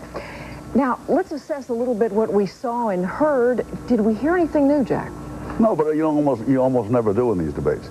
They give you essentially what they're saying in their campaign speeches all the time, in a somewhat distilled form.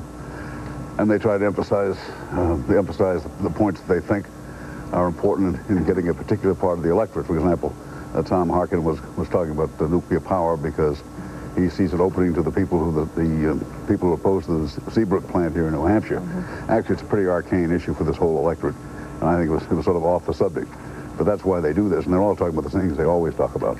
Eleanor, then anything you think those New Hampshire voters were listening to when they cast their votes on Tuesday? Well, we heard a couple of mentions of Pease Air Force Base, and I guess some suggestions of how they would revive the state's economy. But it just seems to me that they really missed the opportunity in confronting the pain that is in this state. I mean, you would never know that the people in this state feel like they're on the verge of apocalypse now. I mean, they do have economic ideas, but none of them are easily communicable to people. And they just, you know, it's 5-point proposals and 3 points here, and it just seems to me there's no 1 or 2 compelling ideas that you come away with. Well, let me quarrel with Eleanor a little bit about that. I think that's true, and even a 90-minute debate is difficult. But they, at least 4 of them, maybe all 5 of them, have a lot more detailed knowledge, a lot more prescriptive knowledge about the economy that they demonstrate than the president did when he's been up here. He's come up here and said, "Message I care." So I don't think that the fact that they don't spell out a whole program, domestic or economic program in this format, is surprising. Let me ask each of you though quickly, did we hear anything to quash rumors of another candidate getting into the race? I don't think so. I mean, I think there's still going to be dissatisfaction with this field. And the little quip that Bob Kerrey made about mentioning Mario Cuomo's name, I mean, he is, again, the shadow candidate, and everybody's going to be watching to see how well that write-in does. Yeah, no, I think I mean, the fact is, at least 2 or 3 of these people are certainly presidential caliber, but they may not be electable. Or they may not be perceived as electable. We're going to have another candidate, maybe. So back to our winners and losers. Who won, who lost? Well, I think Tsongas won simply because nothing happened to change anything. Well, I think some did better than others. I think Senator Tsongas underscored his thoughtfulness. I mean, he was a winner tonight. And I think Bob Kerrey showed toughness and intensity, which he needed to do. I think Bill Clinton was very subdued. And he's too much of a team player for this format. I think he should have elbowed his way in a little bit more. All right, but when we come back, we're going to have CNN's Bernard Shaw and a conversation with Democratic National Party Chairman Ron Brown. Stay with us.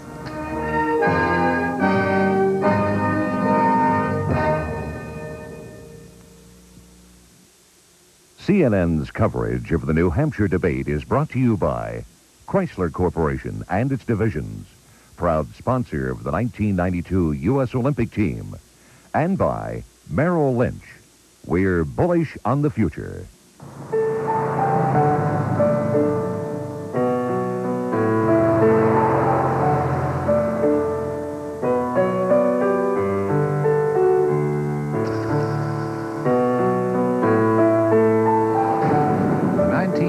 LeBaron convertible. Think of it as a Mercedes with a $78,000 rebate. Now get $500 cash back during Chrysler's Drive for the Gold. The Two Goats. At Merrill Lynch, we don't think you should stubbornly pursue a route if it doesn't get you where you want to go. That's why there's a family of Merrill Lynch mutual funds. So as your needs change, you can easily head in another direction.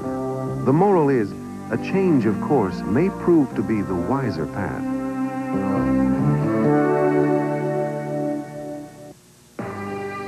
For the American economy to move forward, we need to be able to rely on our own resources. Because when our industries are hard at work, so are we. Today, many oil companies have foreign ownership. But Marathon is 100% American-owned and operated. So when you fill up at a Marathon station, you're helping to fuel the American economy. Marathon, an American company serving America. Okay, let's begin. You know how to recognize Federal Express. You may not know how to recognize Conoco. There, now you do. What you know about Federal Express, what Federal Express knows about Conoco.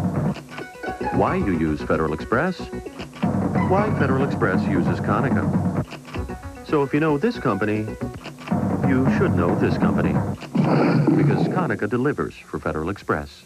Class dismissed.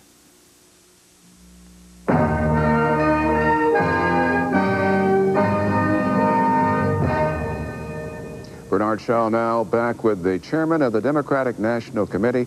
Ron Brown, I don't see any blood on this carpet. Why not? Well, I'm glad there's not. I think the Democratic Party won tonight. I think the American people won tonight. If George Bush had been in this debate, he'd have finished sixth because he has no sensitivity to the needs of everyday working men and women and working families. He saw serious candidates with a real plan. I don't remember a time in my lifetime where candidates have come forward this early in the political process for the presidential election with specific plans for what they do to get our economy back on track. I couldn't be more pleased with the outcome of the debate and with the performance of our candidates. Well, are you surprised by this collegiality that existed on this stage? After all, each man wants to get your party's nomination. Sure. Did this surprise you? Pleasantly surprised, I might say. Were you worried as it Well, obviously, started? You're always concerned. You don't want divisiveness within the party. You don't want candidates attacking each other. We didn't have any of that tonight. We had people with a vision for the future of America, with specific plans of how to get there. The focus was really on the difference between Democrats and George Bush, and their massive differences. George Bush has no economic recovery plan for America. He really has no domestic agenda. He said we were going to get it in the State of the Union address. His presidency has been a failed presidency. It's been a presidency of denial and blame. Okay, now, while George Bush recovers from those body blows you just subjected him to, let's pick apart this field. In your heart, you know who was strongest tonight. In your heart, you know who was weakest. Are you going to share it with us? Well, I really don't. I think they all performed well. I think they all took their case to the American people. I think there's a lot of commonality in their vision for the future. There are some differences. It's up to first the voters of New Hampshire on Tuesday to make those kinds of judgments. But frankly, I don't think there was a winner and a loser. As I indicated, I think the party won because it shows we're a party that really thinks about and has a plan for getting America back on track again. What about factors beyond this hall, Ron Brown, tonight? Wendell Ford heading up a group to search for a candidate, talk among voters and among state party chairs that somebody else ought to get in at this point because these guys, in the views of many critics, these guys who are on this stage can't hack it. Well, Bernie, you were with them tonight. I don't think you believe that. I think we've got a terrific field of candidates, all issue-oriented, anti-status quo, committed to change, committed into the economic recovery of America. I think anybody that saw them had to be impressed that they're thoughtful and bright and aggressive.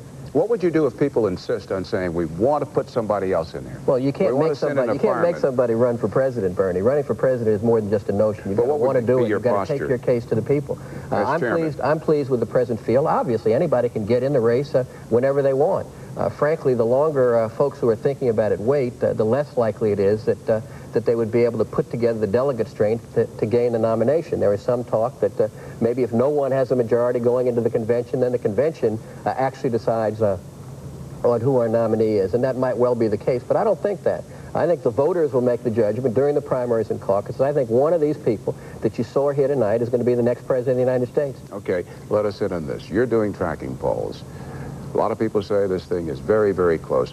What do your latest polls tell you about these 5 men on this stage tonight? That it is very close. There's still a lot of undecided voters here in New Hampshire. It's been changing almost night to night. I think a lot of people will be making up their minds between now and when the first votes are cast on Tuesday. So I really think it's up for grabs. As you all know, and as the people who have been watching these polls know, the recent polls have shown Paul Tsongas in the lead. I think he performed well tonight, but I think all the other candidates performed well as well. And now it's up to the people of New Hampshire to make their judgment. How do you feel viscerally in your gut when you hear people whispering that Paul Tsongas, because of his recovery with cancer, is not electable? Oh, I don't believe that. I think You've heard that talk. I've heard it. All of these 5 candidates are electable. 4 years ago in this state, we were hearing that George Bush wasn't electable. Bob Dole was going to wipe him out and was going to be the Republican nominee, and lo and behold, he survived the primaries and went on to win a general election campaign. But George Bush is going to be a one-term president. He deserves to be a one-term president because he's failed the American people. Ron Brown, Chairman of the Democratic National Committee, thank you so much for joining us. Thank you, Bernie. Let's go back to Catherine Crier. Thanks, Bernie. And when we come back, CNN's one-man Truth Squad special assignment correspondent Brooks Jackson and Bernard Shaw will be back with another guest for a little more post-debate analysis.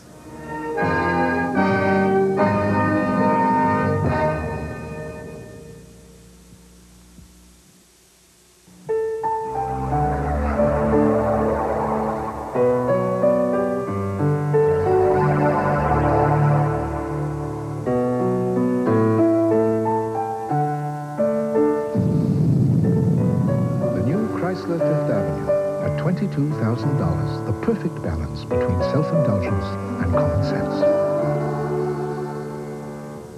Now get $1,500 cash back during Chrysler's Drive for the Gold. The Two Goats. At Merrill Lynch, we don't think you should stubbornly pursue a route if it doesn't get you where you want to go. That's why there's a family of Merrill Lynch mutual funds.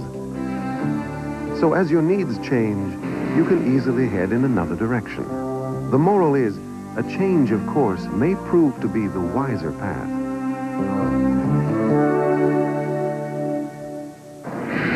I don't remember. It was something new. The Nicoderm patch, nicotine transdermal system. Yeah, it's called Nicoderm. Oh, yeah, the patch. Right, it's a patch. Nicoderm. It's new. A lot of people don't know about it. You know, maybe I'll ask my doctor. Nicoderm. It's a patch, huh? Yeah, it's a patch. The Nicoderm patch. Ask your doctor about it. My glasses are always too tight or too loose. Why can't they ever keep their fit? You don't have to put up with glasses that don't fit anymore. Because now LensCrafters has so many new ways to make glasses more comfortable. Now LensCrafters brings you better fit for greater comfort. LensCrafters glasses fit your snug points with features like new snug fit hinges that hug your head and won't lose their gentle hold. Now that's what I call a great fit, and they'll stay put. LensCrafters, better fit for greater comfort in about an hour.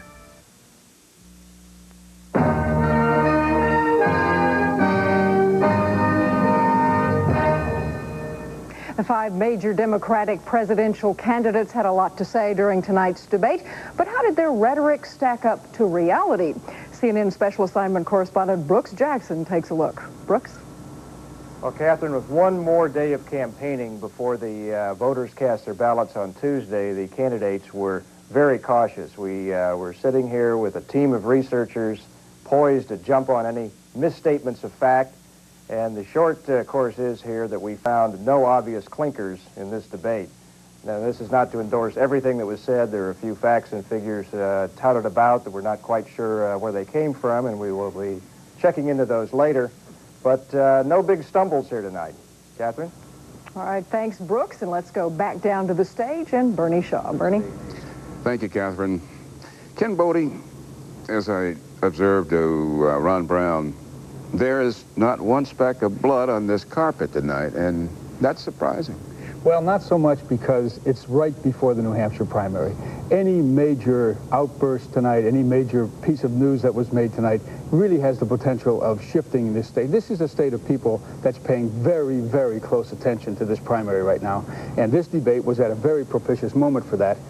The fact that it was on the economy and the state's economy is in such bad shape at the present time was probably not only good for the people of New Hampshire, but good for the people of the country to take a look at what these fellows' plans are for America. I had the impression that, well, he said as much before we went on the air. More explicitly, Ron Brown was hoping that there would not be the jarring confrontations that have occurred somewhat in past debates and along the campaign trail. And as a party chairman, he got his wish. Well, in that respect, nobody was going to take any chances tonight, I don't think. I think the strategy was conservative on everybody's part to be sure that there were any confrontations, they were not acrimonious, that nobody was going to embarrass himself by creating a soundbite tomorrow that could really have the effect of evaporating voter support. Who was it that set up here? I think it was Kerrey who said we might not be making news tonight, but my impression was that they made clarity.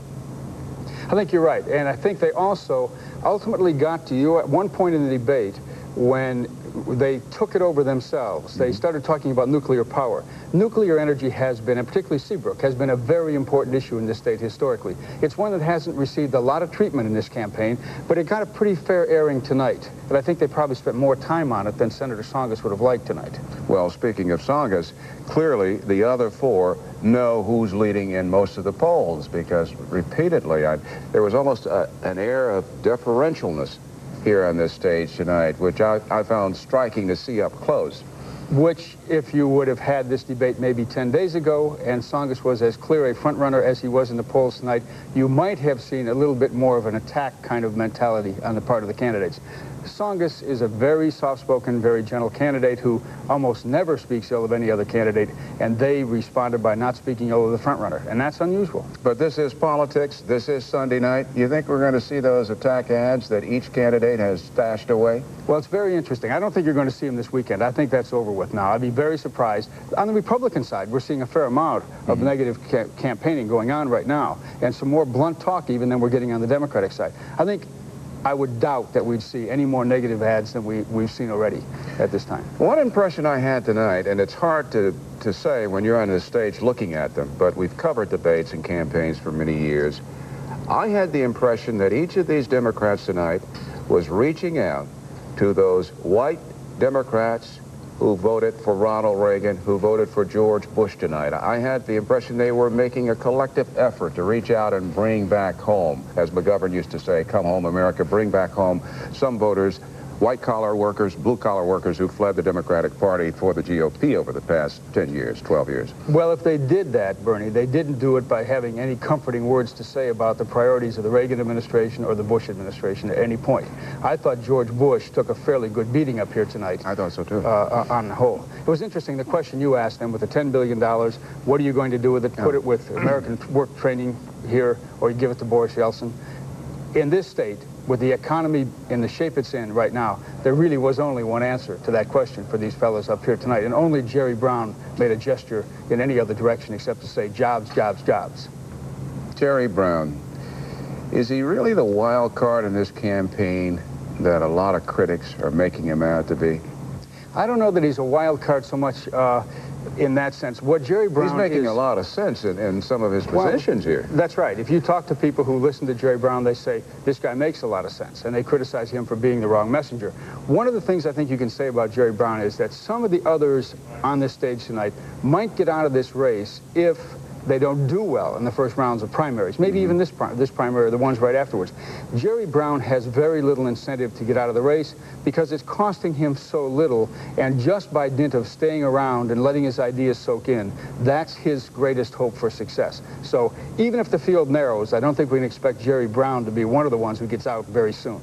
Very telling, this effort tonight not to make a mistake, given what Bill Clinton has said about the charges of infidelity, and given of late what he said about the draft letter, in all that's happened up until this debate tonight, and then we get on this stage with these five guys and not a peep out of them. Well, that's exactly right, and that tells you how risk-free they wanted to be in terms of anything that was really incendiary out of this debate. Bill Clinton got off completely on any of the issues that have surrounded his candidacy and clouded his candidacy over the last few weeks up here. Paul Tsongas was treated quite gently on the matter of nuclear energy, but a day or so ago, Tom Harkin went out and stood in front of Seabrook and really raised the nuclear issue pretty strongly. Some of the ads are pretty blunt that we've heard up here up to now, but tonight up here, it was really Alphonse Gaston.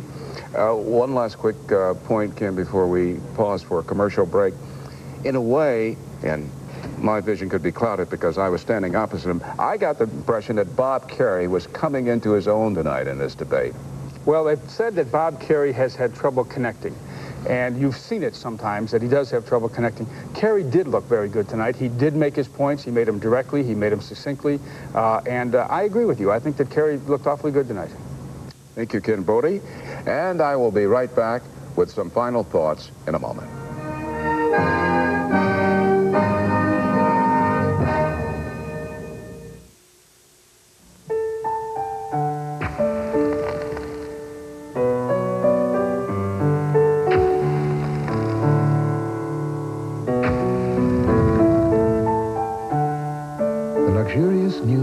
LeBaron series, starting at under $14,000, the perfect balance between self-indulgence and common sense. Now get $1,000 cash back during Chrysler's Drive for the Gold. The Two Goats. At Merrill Lynch, we don't think you should stubbornly pursue a route if it doesn't get you where you want to go. That's why there's a family of Merrill Lynch mutual funds. So as your needs change, you can easily head in another direction. The moral is, a change of course may prove to be the wiser path. It's pure Las Vegas magic. Excalibur Hotel Casino, Las Vegas. All rooms $39 Sunday through Thursday. 7 marvelous restaurants. Non-stop entertainment. Phone 1-800-937-7777.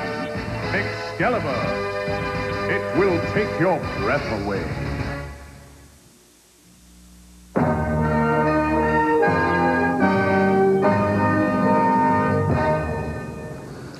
Long ago, when there were horses, when there were buggies, little came between the voter and the candidate. Voters could look them dead in the eyes, even smell their breath. Voters today can hardly pierce the veil of ads, consultants, and image makers. A television camera has come between voter and candidate. New Hampshireites, because their state is small, can still get a nostalgic whiff of up-close American politics, and they exercise their opportunities with a vengeance. Still, nowadays, the only way to get 5 candidates in your living room is in a televised debate. The camera shows a lot. It does not lie in its almost microscopic penetration. For in a televised debate, the candidate can run, but the candidate cannot hide. This kind of tough scrutiny is the voter's ultimate assistance at decision time, and the candidates know it. That's why they participate. It is their collective chance to show what they are made of, what they stand for, and how they stack up against one another. Kerrey, Brown, Tsongas, Clinton, Harkin are having their final say. On Tuesday, New Hampshireites will have theirs. I'm Bernard Shaw in Manchester. Thank you very much for joining us. Don't leave, though. Larry King is standing by live in Washington. Larry? Thanks, Bernie. Great job. Larry King Live, a special Sunday night edition is coming up following news headlines. Our special guests are Congressman Joe Kennedy of Massachusetts and Newt Gingrich of Georgia. And your phone calls with first reaction to tonight's final debate before they vote in New Hampshire. News headlines, and we'll be back with a Sunday night edition of Larry King Live. Stay right here. Would like a copy, to get in touch with us.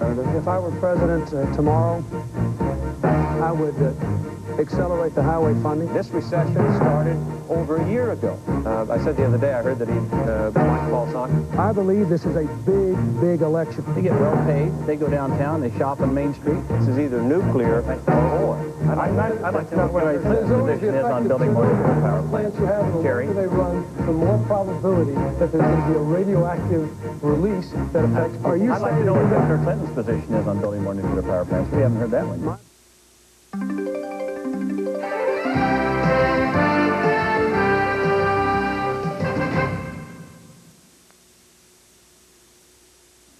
If you'd like to give a special gift to a boy or girl 8 years old and up, get your pencil ready and write down this number because I've got just the answer for you.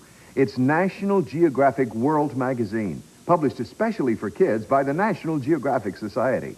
It brings real-life adventure, page after page of fascinating articles and pictures in National Geographic color. Young readers will have fun exploring Earth, sea, and sky, and the environment and ways to protect it. And enjoy articles on sports, hobbies, science, and adventure. It entertains while it fulfills curiosity, stimulates the imagination, and encourages reading. And when you order the 12 colorful issues of World, your child also becomes a junior member of the National Geographic Society. Your child will receive this welcome kit that includes a junior membership certificate, an ID card, a colorful iron-on emblem, plus the chance to compete for a $5,000 scholarship. Your youngster can feel part of National Geographic's century-old tradition of promoting research, exploration, and geography education. Only $12.95 for junior membership and 12 issues of World Magazine and much more. Compare this unique once-a-month, 12 times a year gift to a single gift from a toy store, and you can see what a bargain this is. No shopping, no wrapping, no shipping. You cannot get World Magazine at a newsstand or a bookstore. You can only get it as a junior member of the Society. Just call with that special child's name and address today. Call 1-800-257-1257.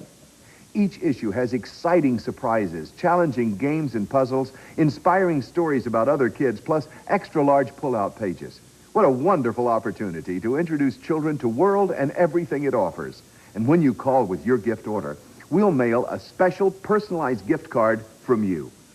Call 1-800-257-1257. That's 1-800-257-1257.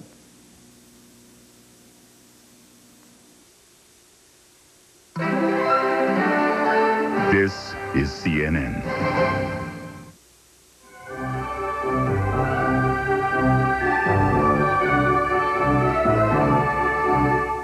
I'm Jonathan Mann. A special edition of Larry King Live is just ahead, but first, this news update. Our top story, the Democratic debate. CNN's Catherine Crier joins us now from New Hampshire. Catherine? Thanks, Jonathan. And I am here at the Dana Humanities Center at St. Anselm College in New Hampshire, where the debate among the 5 major Democratic candidates for the presidency have just concluded. Now, we've been listening to this, and with us is CNN's Deborah Potter, who's been taking notes throughout the debate, listening carefully to what the candidates have to say. Let's go down to the stage and see what she found out. Deborah? Catherine, the Democrats came into this debate with a lot on the line, especially the perceived front-runner, at least in the polls, Paul Tsongas, who found himself quickly under attack from all the rest for his positions on nuclear power. When Seabrook was being built, one of the five of us said it was the wrong place. It wasn't you, it was me. I opposed it way back, 12 years ago. Well, I opposed it too. So don't draw that difference, okay? Number one. Well, Second, I think it is a difference, Paul. I think that, that we have a lot that we share, but on the nuclear power, even though you're saying it is a last option, we have 112 plants. And I would phase those out, all of them, over the next 10 years. What would you do about that? You would replace it with what? I'd replace it, first of all, with the gigantic, obscene waste that would give us 50% more usable electricity that we're not even using, because we're wasting it. We're pouring it through a totally inefficient system because of the advocacy of the energy utilities, the nuclear industry, the whole, I believe, Congress and the stranglehold. I might add, let's Tsongas also faced criticism over his economic proposals, which some of his opponents have characterized as warmed-over republicanism. Paul says that the engine that moves our economy is manufacturing. I'm sorry. The engine that moves our economy is people, our human resources. Well-educated, healthy, well-motivated, from strong families in strong communities with good job opportunities. That's what drives our economy, our human resources. But the candidates seem to agree more than they disagreed, and they saved their sharpest attacks for the incumbent, George Bush. No political figure in America is more indifferent when it comes to jobs than George Bush. He is massively indifferent. He does not know what a job means to most Americans. I said the other day, I heard that he, like Paul Tsongas' call to economic arms so much that he was going to put his own one out called Farewell to Economic Arms, because that's exactly what's going on in this country. I mean, he is marking time. This recession started over a year ago, and now that it's a political issue, the president responds. It doesn't happen because of the president. It doesn't happen because we got a president who doesn't believe we need a national economic plan. That's why it doesn't happen. That's why you've had middle-class people working harder for less money. A national network reported tonight that the average middle-class family was working 1 month longer a year in 1989 than 20 years ago. We need a national plan, and then we need a commitment to taking care of one another again. All five Democrats sought to prove tonight that they do have an economic plan. And with so much riding on this debate, it seemed that the strategy for almost all of them was not to stumble. Nobody did. Catherine? Thanks, Deborah. And joining me now, public opinion specialist William Schneider. Bill, as Deborah said, we didn't hear a lot of distinction between the candidates. They agreed more than they disagreed. So what do they do in the next 24 to 48 hours to make that distinction and either hold the line or to improve their positions before 7 o'clock Tuesday night? I think all the candidates are going to play to their strengths. After all, it's getting awfully late to change their images. That's what we saw happening tonight. All the candidates knew one big thing about this race. There's something the New Hampshire voters and the voters across America want, and that's specificity. They want a plan. They want a candidate who has a blueprint to turn the economy around. Now, the front runners in this race so far, Clinton and Tsongas, I think became front runners because they had the image as candidates who had a blueprint, a plan. They were all waving their books and saying, we have detailed and specific ideas for moving this economy. And what we saw tonight was that Senator Kerrey and Senator Harkin and Governor Brown tried to play catch-up. They were trying to say, we can be as specific as they are. They were advertising their blueprints, their 5-point plans, because they knew that's what the voters of New Hampshire are looking for. It's a little late, I think, to change their images. I'm not sure they'll succeed in doing it. The voters want two things in this election, specificity, and they're looking for electability. Face it, the Democrats in this country are tired of losing. They want someone who's electable. Now, the big problem with that is they've got two front runners who are good on specifics and on substance, Clinton and Tsongas, but there are doubts about their electability. And that's why Kerrey and Harkin are trying to argue, as they did in the debate tonight, we're electable. I have an organization, Harkin said, all over the country. And Kerrey is saying that you can't question his patriotism. They're trying to advertise themselves as good as the others on specifics, but more electable. Were you surprised, though, that those three didn't attack the electability question with either Tsongas or Clinton? I think they didn't want to get personal. They decided that there wasn't any real profit in that. They wanted to attack Tsongas and more Tsongas than Clinton, because he's the front runner on the issues. So they raised questions about his conservatism on pro-business ideas. They talked about his pro-nuclear positions, and he, I think, defended himself well on those arguments. But they decided not to let this debate get too personal. They all reached the same consensus, and there was a lot of that here. They know where George Bush is vulnerable. George Bush is vulnerable because he doesn't seem to have a vision, a plan, a sense of direction for the future. You know, in any election, if you want to replace the incumbent, you've got to figure out what it is that people aren't getting that they want. In 1976, Jimmy Carter figured that out. It was morality. In 1988, that was because of Watergate. In 1980, rather, Ronald Reagan figured that what people weren't getting from Jimmy Carter was leadership, and he offered leadership. So what they're all trying to offer is a specific plan to turn the economy around, and they're competing to be the one who gains the image of having the best plan. Absolutely. Bill Schneider, thank you very much. And from Manchester, New Hampshire, I'm Catherine Crier. Let's go back to Atlanta and Jonathan Mann. Thanks, Catherine. Burned-out metal carcasses are all that remain of a convoy in southern Lebanon after an Israeli air attack today killed in that raid the leader of the powerful Hezbollah militia, his wife, son, and at least 4 others. Sheikh Abbas Musawi, shown here at a rally just before his death, died in his limousine 1 day after Arab assailants murdered 3 Israeli soldiers near Tel Aviv. Israel's defense minister described today's attack as a warning to all terrorists, and Israeli officials are not apologizing about killing Musawi's wife and son. They say that happens in any kind of warfare. The Caterpillar Corporation asked its union workers to return to work tonight, but union members who've been locked out of work since November have decided to strike. They say they won't return until they get a suitable contract. Contract talks broke down last October. Some 10,000 union workers in Illinois and Pennsylvania have been off the job since then. Talks are scheduled to resume on Wednesday.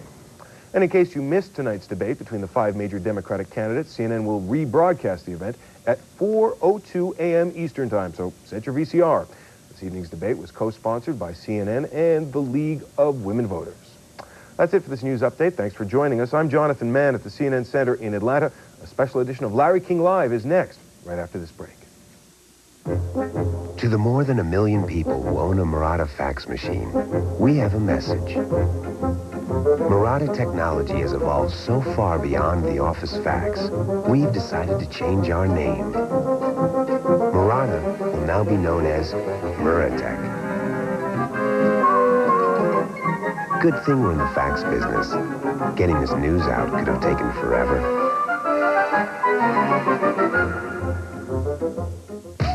Snelling Personnel Services wants to know, are you looking? I'm always looking. We need a temporary right away.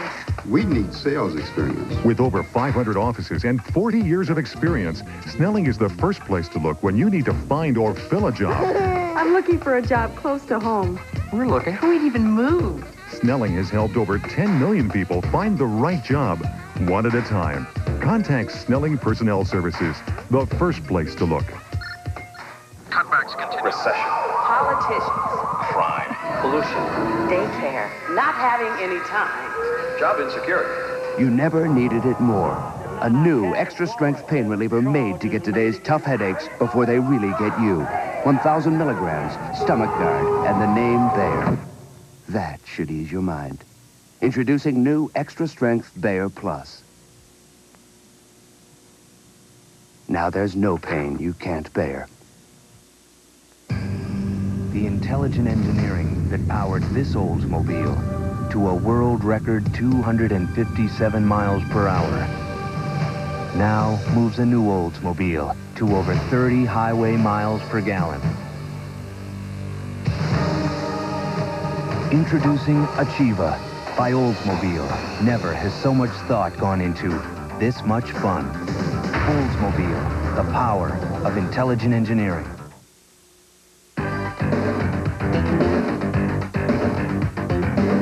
Welcome to a special edition of Larry King Live. Tonight, crunch time in New Hampshire. Thousands of undecided voters, wild swings in the polls, and political fortunes in the ballots. 2 top politicians weigh the impact of tonight's debate. Now, here's Larry King. Good evening from Washington. Welcome to this special Sunday night edition of Larry King Live. Couple of quick notes. We resume, of course, regular editions of Larry King Live at 9 Eastern tomorrow night with more previews of the primary. On Tuesday night, primary night, our special guest will be Republican consultant Ed Rollins and United States Senator Gary Hart. And on Wednesday night, the night after the primary, no matter how he does on Tuesday, Pat Buchanan will be with us in studio taking your phone calls. 48 hours from now, we'll finally know what New Hampshire thinks. All we know tonight is that a huge chunk of these first primary votes are still undecided. That's why tonight's debate had a tense 11th hour feel to it. Last-minute momentum could squirt in anybody's direction. Paul Tsongas, who's gained ground with a pragmatic message that unnerves old-line Democrats as much as Republicans. Back to Bill Clinton, whose tabloid travails may be over. To George Bush, who spent the weekend in New Hampshire. Or Pat Buchanan, who vows to kneecap the president in Tuesday's voting. The bigger questions: are the parties putting their best political feet forward? Are voters cozying up to the messages or preparing to show their disgust with protest votes? Here to discuss all of this, two leading American politicians, prominent, passionate voices in their respective parties. Neither's running for president yet. For the Republicans, Congressman Newt Gingrich of Georgia. He's at our studios in Atlanta. He is also minority whip of the House of Representatives. And for the Democrats, Congressman Joseph Kennedy of Massachusetts. Newt, we'll start with you in Atlanta, and I'll ask you to take off the cap of being a Republican and be a journalist for CNN and assess tonight's debate. Well, I think that it was, frankly, probably a win for Tsongas in the sense that Tsongas has spent almost a year building momentum. He has a clear-cut economic message. I was telling Joe before the show, this is Tsongas's book. I think it is getting through to some extent. And I think the other four, just you as an analyst, I think the other four had to knock him off his stride or he's going to come in first on Tuesday. I thought he held himself up very, very well. If anything, they were a little deferential and were dealing with him as a guy who's the front runner. And I thought he came out, it seems to me, he won because in the absence of knocking him off stride, he is the guy with momentum for Tuesday. And by the way, we will be taking your phone calls for viewers, 202-408-1666, 202-408-1666. I'll ask you to do the same, Joe. Wear the cap of journalist. Yeah, I think, Larry, that to tell you the truth, all five of the Democrats, I thought, did really a terrific job of demonstrating and articulating the differences between them and President Bush. I think that if you can say whether you like one or the other, but the reality is, I think all five of them present a tremendous alternative to the Bush policies that we've seen really create a situation in this country where the economy has stagnated now to the point that is equal to the Great Depression. Oh, but since this is a Democratic primary, if they all were equal, and we have a CNN USA Today poll which gives Tsongas 41% and Clinton 20%, if that's all true and if you agree with Newt that they kind of held their own, this was a victory for Tsongas then. Well, I think that I'd like to hope it was, because as I've mentioned to you, I'm in favor of Paul Tsongas and have campaigned for Paul. I think that he could do a tremendous job at articulating the need for this country to really deal with the fundamental economic difficulties that we face in the United States. And I think he's done that with some truth, with some vigor, and has the people of New Hampshire, I think, are coming to grips with the fact that we've got some very serious problems that we need to face in this. As a major conservative voice, Newt, Joe has announced his support of Tsongas. You're supporting Bush. Why aren't you supporting Pat Buchanan? Oh, because he's not a serious candidate for president. I mean, Pat Buchanan is a wonderful candidate for symbolic protest, for complaining legitimately about the economic pain of New Hampshire. The truth is, Larry, and he ought to be back in the studio with you Tuesday night because he'll be comfortable at CNN. The truth is that Pat Buchanan is a terrific analyst, but you wouldn't take a John Madden, who's an equally good analyst, and put him on the playing field in the Super Bowl. George Bush is the only conservative in this race who has any realistic hope of being president of the United States, and I think any other view is simply totally unrealistic. What kind of vote is Pat going to get Tuesday? He's going to be here Wednesday, by the way. What kind of vote is he going to get? I think Pat's going to do very well up there. I think I was up both recently for the president and then last fall with Bill Zelliff, the very fine freshman congressman, and, you know, people are in real pain. They're really angry. There's no question Buchanan is going to do remarkably well in a state like New Hampshire, which is in great pain. He has no hope of being nominated. George Bush is going to be the nominee of the party. And I think that the president's challenge is to continue to focus on his economic plan and, frankly, to keep my friend Joe's feet to the fire and the Democratic leadership and the Congress's feet to the fire to pass an economic plan by March 20th that can be signed and can help create jobs. Joe, you endorse Tsongas. Are you comfortable with the fact that he's being labeled a conservative, that there are people on the conservative side of the ledger who like him, and there are some apparently Republicans who are going to write Tsongas in on the Republican side? Yeah, I think that it's fine, the fact that it doesn't bother you. It doesn't bother me in the least. I think it's a great strength. I think that it's time that the Democratic Party opens itself up and recognizes that we have to work with the business leadership of this country in order to deal with the economic difficulties. But I do think that it's interesting that despite the fact that Pat Buchanan has demonstrated in such fierce terms that President Bush has been really two-faced on his promise to the American people of no new taxes, that he promised in his State of the Union address that there'd be a middle income tax break. He reneged on that promise. Even Newt Gingrich has indicated that was true. And it just seems to me that it's interesting. It's interesting that Newt is saying that just because Pat can't win, that he's not going to be with him. Wait a second. That's what everybody said about Paul Tsongas, but I'm with Paul. Wait, first of all, I didn't say Pat can't win. Pat Buchanan would have no hope of serving as president. He wouldn't have the first idea how you would deal with all the problems of the presidency. He's a terrific newspaper columnist. He's a great guy for Crossfire. But if you're talking about actually serving every day as president, he would not have a clue as to how to do it. But second... Well, there's a lot of people throughout history that's been said of, who've become president. Let me go back to your other point, because it's just plain not true, and it's frankly a gross distortion, if not a lie, which the Buchanan forces have been spreading. The president said in the State of the Union very clearly, it's in the State of the Union very clearly, that he wanted an economic growth program by March 20th, and later on this year, he wanted the Congress to pass a permanent cut in taxes for children, targeted children. Newt, he said in the State of the Union. What is the problem, Newt? That's right. He said that he wanted to have a middle-class tax cut, and he wanted to have an economic growth program by March 20th. I mean, what is the problem of taking him up on both of those issues and saying, yes, the Congress of the United States can get this done by March 20th, and we're going to, in fact, achieve not only that date, but we're going to be able to do it much earlier than that. Look, and you're the one who all of a sudden is now saying, as I understand it, Newt, you're the one who's now saying that that's not really what you want. What you want is a more extensive capital gains tax cut. I didn't see you jumping in and saying what wasn't included by President Bush was the middle income tax credit. What you are saying is that what you need is a tax credit for the richest people in this country. He is including it. The fact is, the president just not by March 20th. No, but he said at the State of the Union he was going to send up two sets of proposals. He is doing exactly on schedule, exactly what he promised to do. And I think it's simply a falsehood to suggest anything else. Let me get a break, and when we come back, we will discuss more of the debate tonight, the entrance of Arnold Schwarzenegger today into New Hampshire, and Buchanan's complaint about that. We'll, of course, include your phone calls on this special Sunday night edition of Larry King Live with Joe Kennedy of Massachusetts and Newt Gingrich of Georgia. We'll be right back. And if New Hampshire wants to send a very powerful message that they want real change, I would say pick Mr. Tsongas if you want the more conservative business version, or if you want a more populist reform version of the same future politics, I'd say vote for me. You know, the cost of 2 business calls from these San Diego pet stores to Dallas may surprise you. Of course they're easy to beat. With AT&T Long Distance, your small business can get the quality you trust at extremely competitive prices. They really do make perfect pets. Even though the other company would like you to believe, they always save you lots of money. That's my big savings? That's it. Not exactly the catch of the day. Competitive price, another AT&T advantage.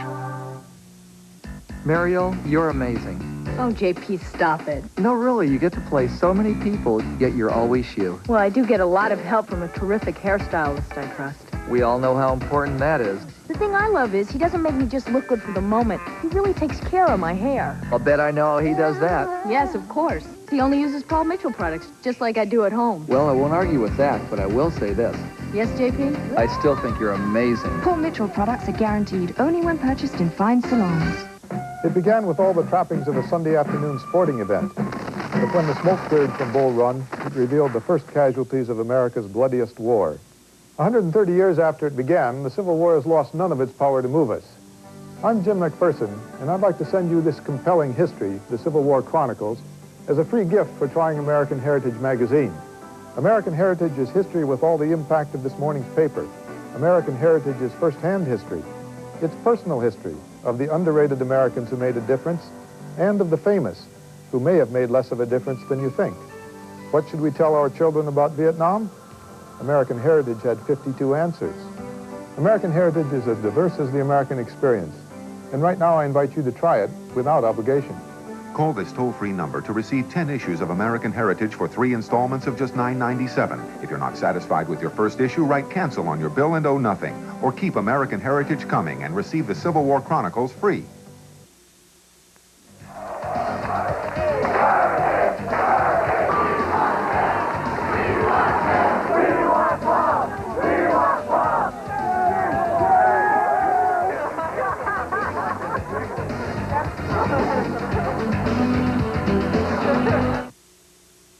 Tuesday, the candidates had their say.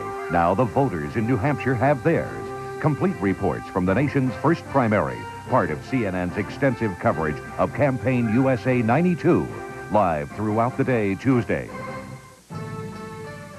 TWA's low coast-to-coast business flyer fares are for business travelers who are serious about saving money. Save on every TWA nonstop coast-to-coast flight. Save on first class, now only $700. Save on business class, now only $550. Or save on coach, just $350. These low business flyer fares are fully refundable without the usual restrictions.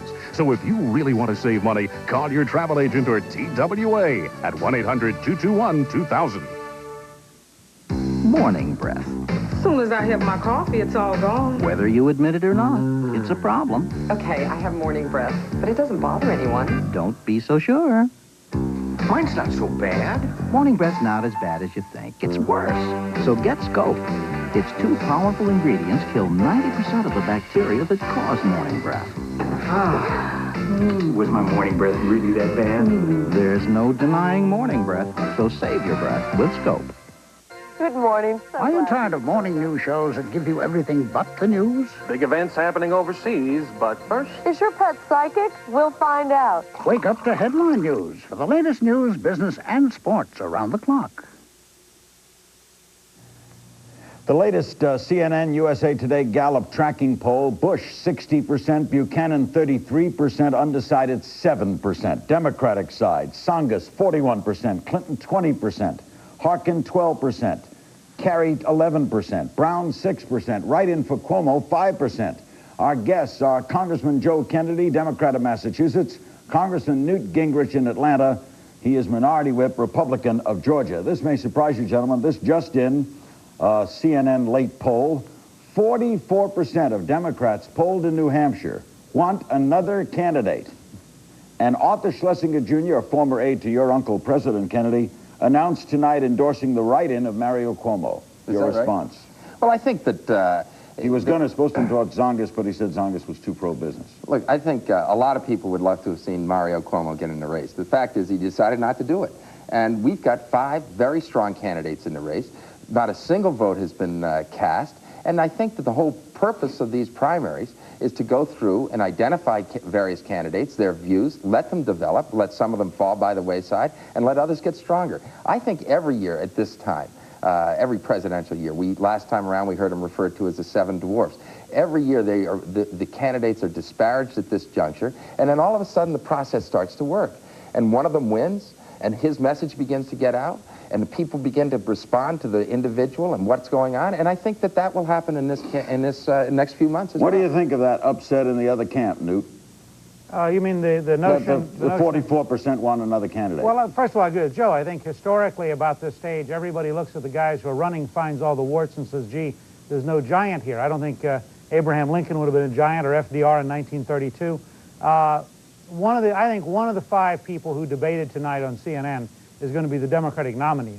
From a Republican standpoint, frankly, I would love to have Mario Cuomo as the nominee. I think he is the ultimate welfare state Democrat. I'd love to have him trying to defend New York City's bureaucracy and the welfare system of New York State but I don't think we're going to get that. I think we're going to get one of the 5 who were on the TV tonight, and I think they break into 2 blocks. I think Tsongas is a unique figure, trying very hard to get his party out of its pattern of the last 15 years. I think the other 4, in different ways, basically are welfare state Democrats. But Tsongas genuinely is the beginning, I think, of a different world for the Democratic Party. On the other side, Pat Buchanan accused Bush today of being semi-hysterical and ridiculed him for importing Arnold Schwarzenegger into the race. Your comment? Well, let me say, first of all, Pat Buchanan, who used to work for Ronald Reagan and used to work for Richard Nixon, knows if you've got the #1 box office draw on the planet and he calls and volunteers to help, you say yes. So I think if Schwarzenegger had called Buchanan and said, I'd like to come campaign for you, Pat, if Pat's going to be honest tomorrow morning, he'd tell you, Larry, sure, he'd have taken his help. Second, the president's only complaint is the one I brought up a while ago. The president has a clear, specific commitment to send to the Congress a $500 increased deduction for children, tax deduction for children. It's in his State of the Union. He's going to do it, and Pat Buchanan's staff is running an ad in New Hampshire, which is just plain false. It is not true. Nobody believes, Newt, that President Bush is really serious about the middle class. The fact is that under the leadership of George Bush and under the leadership of Ronald Reagan, we've seen the middle class get hurt again and again and again. The fact is, you fellas convinced the middle class of this country that if they became Republicans, all of a sudden they'd get rich. And the fact is, they didn't. And they understand now that by pursuing these policies, they're going to end up losing their jobs overseas, which is what has occurred under the leadership of George Bush as president. The major fallacy in your analysis is that Buchanan's entire campaign is based on the premise that Bush's only big mistake was cooperating with Democrats in Congress to raise taxes. Buchanan's not running against George Bush and getting 30% because he's offering socialism. He's running on the grounds that Bush should never have cooperated with the Democrats in Congress in raising taxes. What he is pointing out is that when George Bush takes a stand, what he does is he sticks his finger up in the air and he finds the direction of the wind. He says he's against abortion. First he's for abortion, then he's against abortion. Then he's against civil rights, then he's for civil rights. Then he's against unemployment insurance, then he's for unemployment insurance. The fact is that he says that he is opposed to new taxes, then he comes up with new taxes. And now what he says is that he is for the middle class, and now he's against the middle class. That's George Bush's presidency, and that's why he's got a problem. That's why you're nervous about the fact that Pat Buchanan is doing better. Joe, I'm not nervous about Buchanan, but to have somebody, the Democrats took control of the Congress. No, wait a second. The Democrats took control of the Congress when you were 2 years old. They have been running the Congress, the House, ever since. It is your leadership that insisted on a tax increase. Excuse me, I find it incredible that what you guys do is you try to make the Congress the issue. First, what you do is when Ronald Reagan runs, he makes Jimmy Carter the issue. Then when he runs his second term, he makes his first term the issue. Then when George Bush comes in, he makes Ronald Reagan the issue, and now he's making his first term the issue. Wait a second. The fact is that you're always trying to blame somebody else rather than dealing with the problem. Let me ask you each something. We did have a debate tonight. Let me ask you each something. We're going to break in and take calls. Newt, who of this 5, you said one of these 5 will be the candidate, do you fear the most? Well, I think of the 5 of them, I would fear Tsongas the most from an electoral standpoint because, frankly, he makes the most sense. The other 4, I think, frankly, are welfare state Democrats and would lose. Do you think Tsongas could beat Bush? I do. But I honestly believe that any of these 5 candidates, given an opportunity, could beat George Bush. Well, we're going to take a break, come back, and then go to your phone calls. Our guests are Congressman Joe Kennedy, Democrat of Massachusetts, Congressman Newt Gingrich, the minority whip, Republican of Georgia. If you just joined us, this is a special Sunday night edition of Larry King Live, following the final debate of the 1992 campaign for New Hampshire, which was featured tonight on CNN and moderated by Bernie Shaw. We'll be back with your phone calls right after this.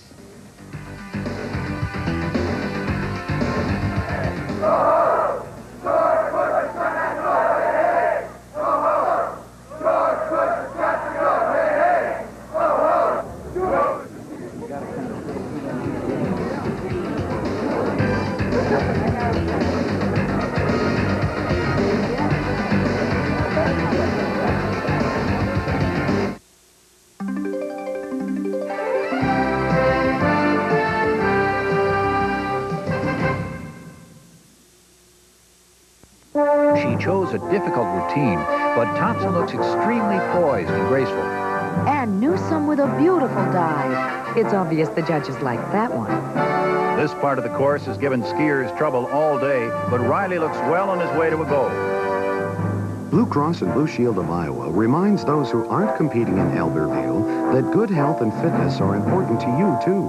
After all, just because you aren't a U.S. Olympic team athlete doesn't mean you can't feel like one. Hi, I'm Max Holmes. My father told me that when people buy cars, they want the best price, and after the sale, they want the best service. We've sold tens of thousands of cars, all at the best price. And we've built the largest, best-equipped service facilities in the Midwest. So if you aren't happy with the deal we offer or the service work we do for you, call me. We'll work it out. The best price and the best service, it's all here, just the way my father would have done it. AE presents colors, the colors of flavor. AE colors are healthy and good, yeah. Some of nature's best colors bring out the best flavor in AE low-fat yogurt. No preservatives, nothing artificial added. All natural is all you get in every delicious bite. Nobody colors flavors like AE. To be effective, your advertising must be seen by all the right people. Place it on cable television in Des Moines. Heritage Cablevision lets you advertise your product or service on channels your customers are watching. That targeting, together with our low spot cost, makes cable advertising in Greater Des Moines one smart buy. Reach all the right people. Call Heritage Advertising Sales today. Cable television advertising. It's affordable and it's effective. This is CNN. I think you go to Japan once you have put in place an aggressive U.S. economic battle plan. The problem George Bush had when he was over in Japan, they looked across at the Americans without respect. If the Japanese are not willing to be reasonable, then you have to play hardball.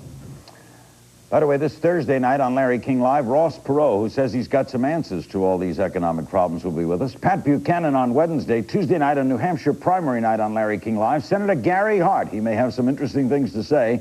And Republican expert Ed Rollins. And tomorrow night, of course, a preview as well. Our guests are Congressman Joe Kennedy and Congressman Newt Gingrich. We're ready to go to your phone calls.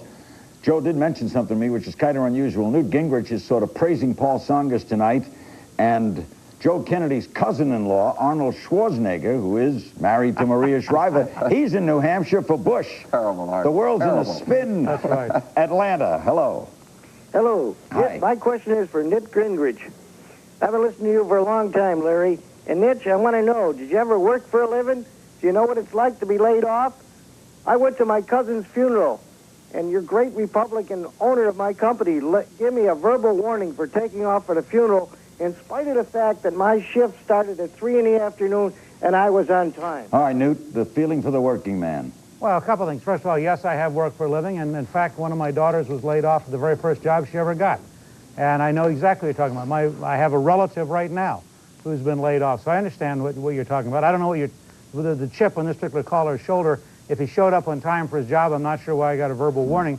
But obviously, anybody who is rational in this country wants to create jobs. What the debate is about, and you saw it tonight, frankly, between Paul Tsongas and the four welfare state-oriented Democrats, the debate's about how do you create jobs. The president has a jobs proposal in the Congress now. We'd like to get it passed by March 20th and signed into law. And I think most Americans, if you're at all reasonable, you want to maximize getting out of this recession and creating jobs. Would you agree the president was late getting to it? Absolutely. I think the president and his staff, and the president himself has said, he was told by economists last summer the economy was going to recover. They were wrong. Their advice was wrong. I wish we had passed this program when I introduced, along with Senator Phil Gramm, an economic growth proposal last July. We tried to bring it up 5 times on the House floor during the fall, and the Democratic leadership in the House would not allow us to bring the bill to the floor at any point during the fall. So I'm not sure that there's not a fair amount of blame to go around on why we haven't passed a jobs program before now. McLean, Virginia, hello. Yes, my question is for Representative Kennedy. Yes. When will he and his limousine liberal friends stop saying taxing the wealthy when he and his family live here at Hickory Hill in McLean, and they use the poor districts in the inner cities to get elected? Well, I mean, the fact is that obviously I come from a very wealthy family. I think that my grandfather taught us at a very early age that that he loved this country and that it's important in this country that we have the kind of nation where everybody can grow to their full human potential. And if what we want to do as a wealthy nation is pull the ladder up and say those that have it have made it, and all the rest of them can swim in the sea of nothingness because nobody is willing to provide a decent education. The country isn't willing to provide decent housing. We're going to say to the homeless that they are homeless because they weren't able to achieve in America. That's the kind of Republican economics that has taken over this country for the last 10 or 15 years. I think that it's time that we change that kind of attitude in this country. Waco, Texas, with Joe Kennedy and Newt Gingrich. This is a Sunday night special edition of Larry King Live. Hello. Yeah, I'd like to ask Senator Kennedy, how come the Democrats are always blaming President Bush for all these tax raises when they're the ones that's pushing Bush? Every time he sends something through, they won't let it go through. Well, look, I mean, the fact is, you say that I'm blaming him for tax raises. What I'm saying is that under the leadership of President Bush and Ronald Reagan, the wealthiest individuals in this country's taxes were reduced from 70% to 28%. Corporate taxes were reduced from 46% to 34%. This country is now running deficits the likes of which have never been witnessed in the history of the world. Our country is losing our competitive edge. The Japanese are beating us, the Germans are beating us, and if we want to get this country moving again, I think we have to ask the people of this country to participate in solving the problems. We can't, as Democrats and Republicans, seem to think that if we sit down with a bunch of tax lobbyists, if we sit down in the back rooms of Washington and come up with some kind of changes and fiddling with the tax code, that it's going to solve all the problems. I think what we've got to do is reach out to the American people and let them know that they're part of the solution as well as part of the problem. Arlington, Virginia, hello. Hi, this is for Representative Gingrich. Yep. Is Bush being a hypocrite when he starts whining about Pat Buchanan making real substantive criticisms about his flip-flops on taxes and the economy when he, in fact, defined the art of the negative campaign in 1988 against Mike Dukakis? Well, I don't think Bush is, as you put it, is whining. I think that the president drew a clear distinction between being hit, which, as he pointed out, is perfectly legitimate, and being distorted. And again, I want to go back. The president is committed to a $500 per child increase in the tax deduction. He proposed it in the State of the Union. We're working with the White House and the Treasury right now to draft the legislation. Yes. It is going to be sent up. And so I think from the president's standpoint, his only point was when the Buchanan campaign began running a commercial in the middle of last week, it was clearly false. It was not an accurate ad, and it was distorting the president's record. Newt, can I just, I mean, the fact is, Newt, that you say that that is a distortion. The reality is that the first thing that the Republicans did when they had the opportunity to put that $500 middle-class tax credit back into the program was they ignored it. You ignored it. And what you did, well, no, let me just finish for a second. What you did was you said you wanted an across-the-board capital gains reduction. Instead of a targeted reduction, as President Bush requested, you wanted an across-the-board reduction that, again, provides billions of dollars worth of benefit to the top 1 or 2% of the people. It didn't deal with the needs for the middle class of this country. You're now saying, oh, no, we really mean to, and we're going to do it. You know, it's like joining the coulda, woulda, shoulda club. Right. At some point, you got to put your money where your mouth is, and that's not being done. Newt, I'll have you respond. I got to take a break. We'll come right back with this special Sunday night edition of Larry King Live with Newt Gingrich and Joe Kennedy. Don't go away.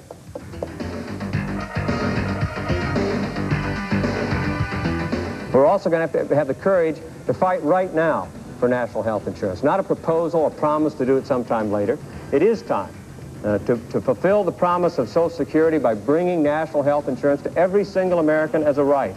It is an exciting time to do it. That's not the end, but the beginning of the kinds of changes that I think Americans are ready to fight for right now. This is a TI business calculator. With its easy-to-use on-screen prompts, it does cash flow analysis, mortgages, internal rate of return, time value of money, loan payments, interest rate conversion, depreciation, profit margin, break-even, bonds, rates, almost anything. Surprisingly fast. For easy-to-use business calculators, count on Texas Instruments.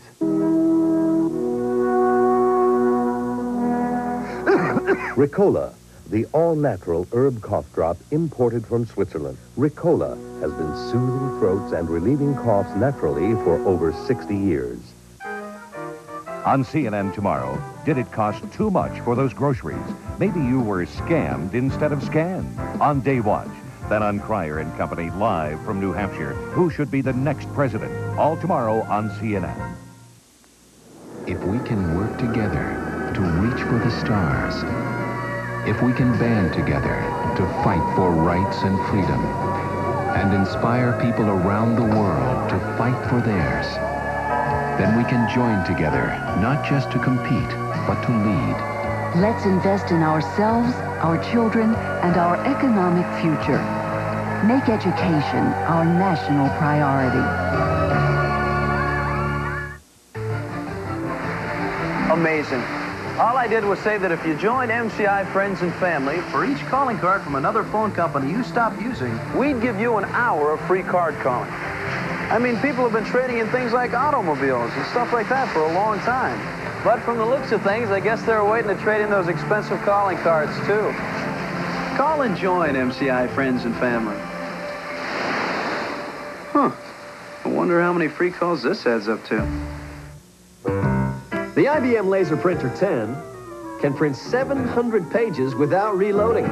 3 times more than the leading laser printer. They just don't stack up. The new IBM laser printers put you pages ahead.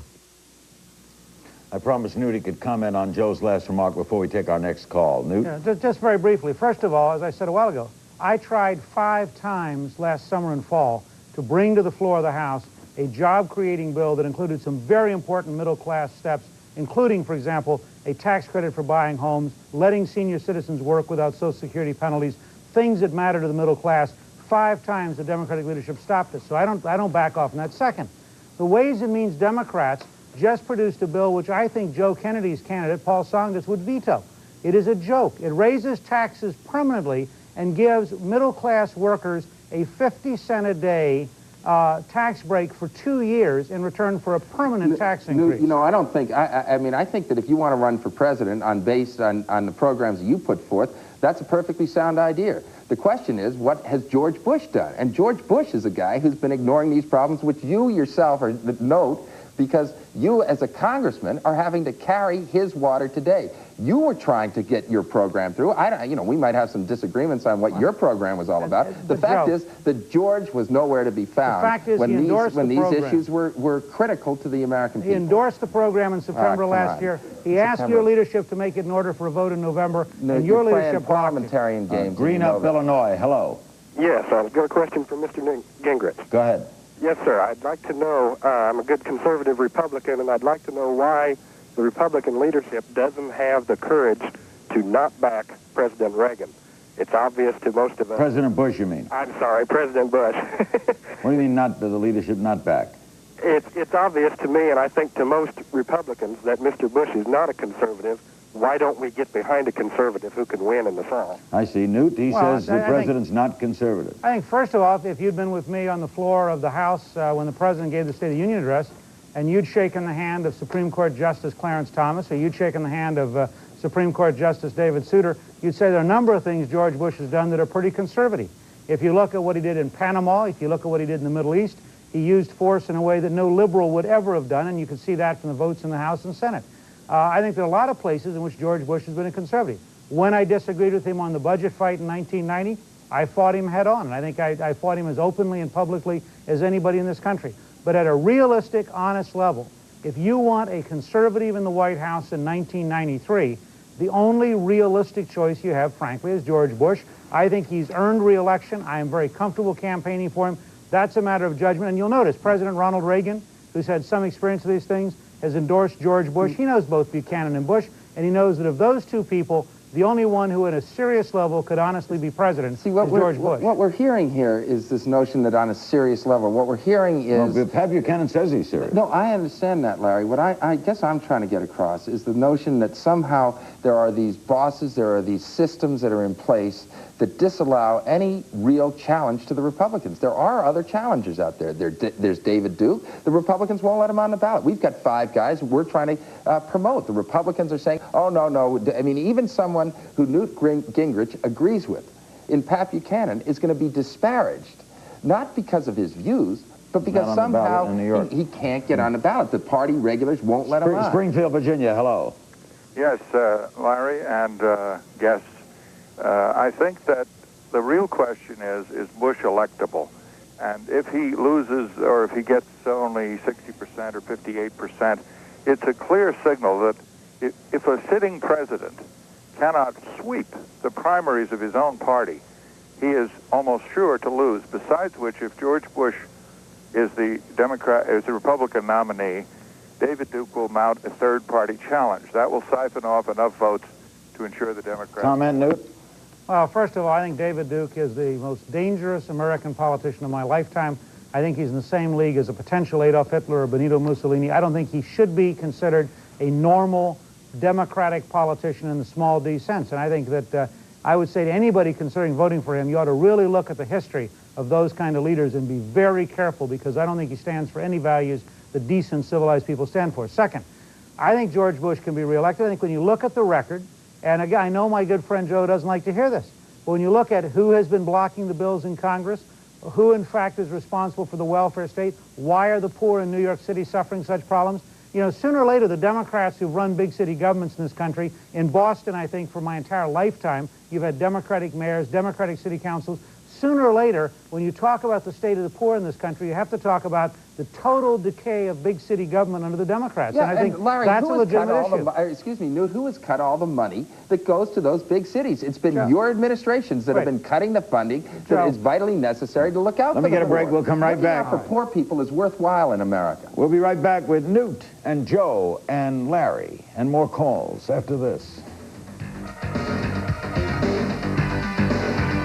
Bernie, sometimes a simple question requires a simple answer. Invest the money here, educate our people, retrain our workers.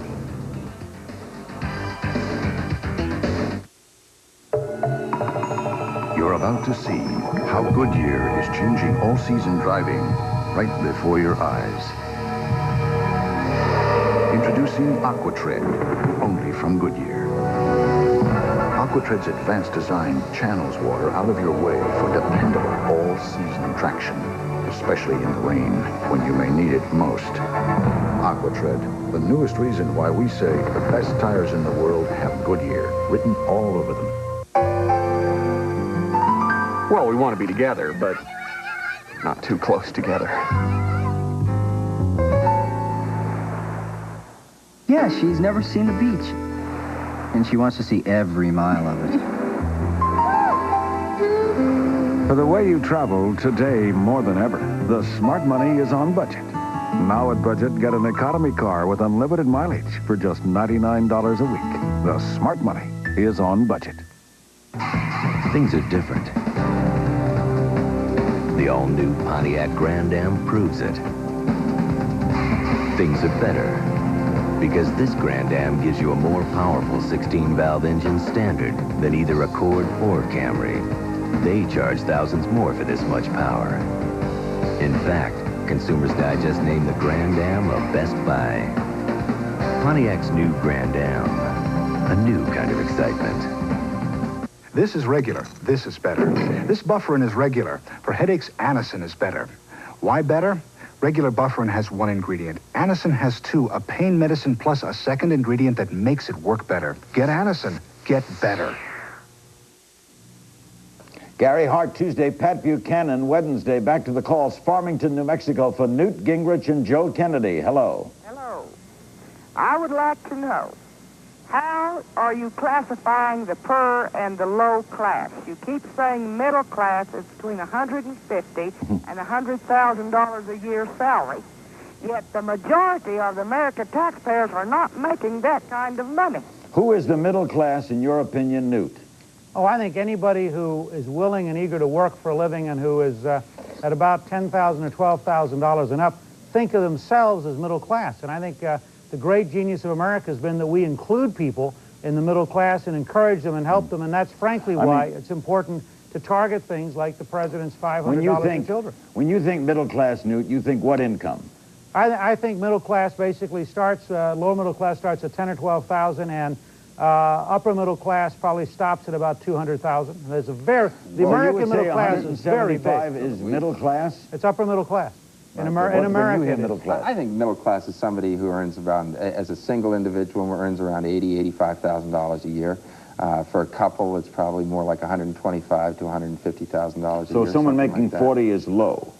I would say that, no, I would say that was lower middle income. Well, then 175 would be high middle. No, I'm saying 175 I think is upper income. You're starting to, you get above $150,000 a year, Larry, you're talking about the top 2 or 3% of the incomes of this country. That is definitely upper income, as far as I can tell. But by Joe's standard, the new Ways and Means Democratic tax bill actually raises taxes on the middle class because it hits right at that $80,000 group that Joe just described. No, I said, Newt, that's exactly what the issue is in the Congress of the United States right now at the Ways and Means level, is that we're saying that if you're earning somewhere around $85,000 a year or less, that you would be eligible for the tax benefit. You're saying that you want it to kick in at $175,000. I think that people that earn $175,000 are people that can perfectly well make it on their own without governmental assistance. Doesn't the $50,000 a year family need it the most, Newt? That's right. Absolutely. And that's why, for example,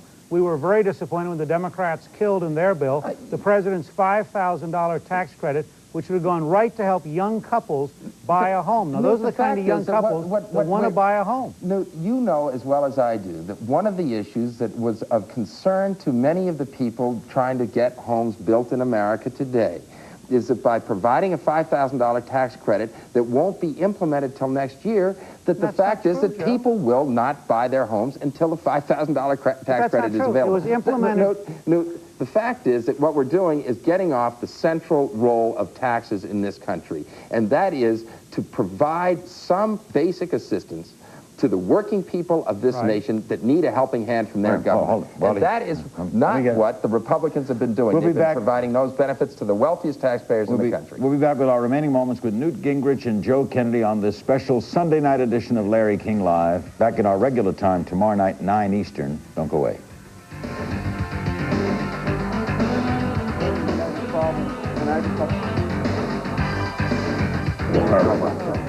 Now. We're going to get more close than that.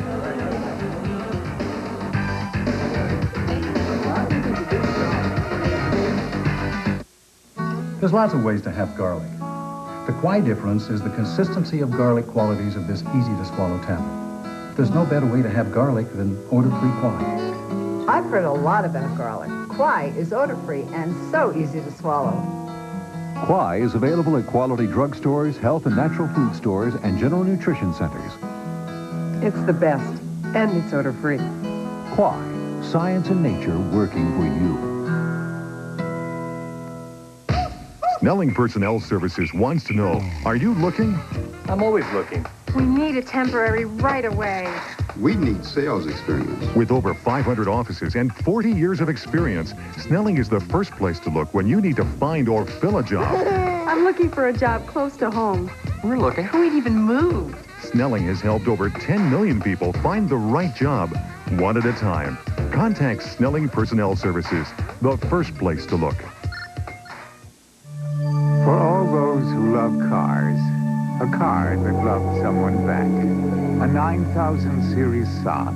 Its front end crumpled from the force of collision. Its driver's side airbag deployed and passenger safety cage intact. A car that surrendered its own life to save its owners. The insurance company called this Saab a total loss. Its owner totally disagrees. Next week on Showbiz Today, singer John Mellencamp directs and stars in the new movie Falling from Grace. Also, Julie Kavner says, "This is my life." That's next week on Showbiz Today, 5:30 Eastern on CNN. For a transcript of Larry King Live, send $5 to Larry King Live Transcripts, Journal Graphics Incorporated, 1535 Grant Street, Denver, Colorado, 80203. Or call 303-831-9000. The callers from Washington, hello. Washington, hello. Hello. Go ahead. Yes, I'm actually a Tsongas Democrat, and I'm pleased to know that Mr. Gingrich feels that his candidacy is very viable. However, I'm somewhat disturbed, or I would be if I were a Buchanan supporter, to feel that he feels that he can make a preliminary cut as to what is a viable candidacy. I didn't say it was a question of viable candidacy. I said if you measure the requirements of actually serving as president. Paul Tsongas has been in the House for 4 years. He's been in the Senate for 6 years. Governor Clinton has been governor of Arkansas, I think, for a total of 12 years. You go down the list of people who are running for office who've actually had real requirements of serving an elective office before they ran for president. You get to my good friend Pat Buchanan, does a terrific job on Crossfire, but on Crossfire, if you make a mistake, you come back tomorrow night and you do another show. As president, you have a whole different set of responsibilities. My point is not about his viability as a candidate, it's about his viability as a potential president. I mean, isn't the reality, Newt, that we should be looking at these individuals for what makes them tick, what their guts are about, what's in their heart? No, I don't agree. Joe, that's a wonderful starting point, but it got us Jimmy Carter. I mean, my point Jimmy is... Carter was a long-serving governor of the state of Georgia, who was your not state. capable of being president. Well, I mean, and the fact was, so therefore, he was a destructive president. But Newt, the point is that whether or not you serve in public office or you don't serve in public office is not the criteria whether or not you're going to be a good president. Scottsdale, Arizona, hello. Hello. I want to ask both of these guys how they can honestly believe that $80,000 is a middle-class income for a single person. Do they realize that to make $80,000, you have to make $40 an hour? I mean... No, I agree with you. How out of touch are these guys? That's why I said it starts at about $10,000. I'm running close on time. Of course, we'll be seeing lots of both of you. Quick forecast. Tomorrow, Democrats. Tuesday, Democrats, New Hampshire. Paul Tsongas. 41% about right? I don't know what the numbers are. But Tsongas wins it. Paul Tsongas wins. I'm going to need, obviously everyone's going to say Bush is going to win, Newt, a number. I think the president will be probably at somewhere around 60%. Thank you both very much for appearing with us on this Sunday night. Thanks for the whole crew, everybody in Atlanta, and our whole staff here in Washington for coming in, all the cameras as well. Stay tuned for Sports Tonight with Bob Lorenz and Hannah Storm. We'll be back tomorrow night. For everyone at all our bureaus and for all the gang in New Hampshire, thanks for joining us. Good night.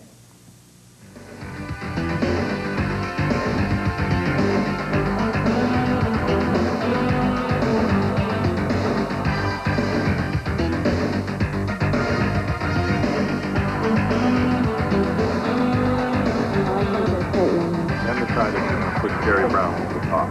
Originally, I was going to vote for Clinton. Then I was going to change and go to Tsongas. Then I was going to write in Como. So now I don't know what I'm going to do.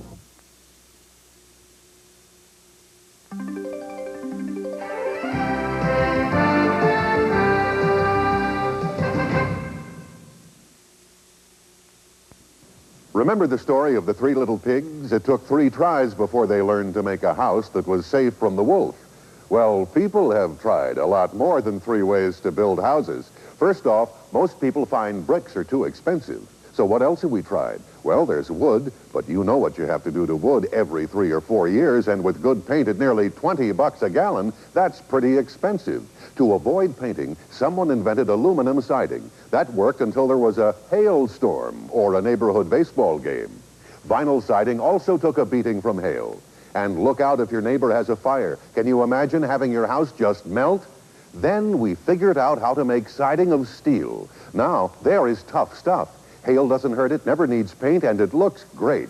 But siding comes in 12-foot lengths, so you have those ugly splices. For siding to be durable and look good, it has to be steel without splices. So the people at ABC Seamless Siding invented a way to take the siding manufacturing machine right out to your house, so they could make siding on the spot, in the exact length needed, even 100 feet long. Finally, we solved the problems of aluminum and vinyl siding. Is ABC Seamless Siding the perfect way to build a house? We think so, and we'd like to mail you information on the reasons why ABC Seamless Siding is best. Someday, all siding will be made like this. As homeowners, we are all aware of energy cost. Making your home energy efficient is important, and here in Iowa there is a company that can help you, ABC Seamless Siding, because they use quality siding, installation, and energy efficient windows. I fully endorse ABC Seamless. Not only can they beautify your home, they can save you money too. As energy costs keep climbing, put your energy bills in check. Call today and find out how affordable ABC Seamless products can be.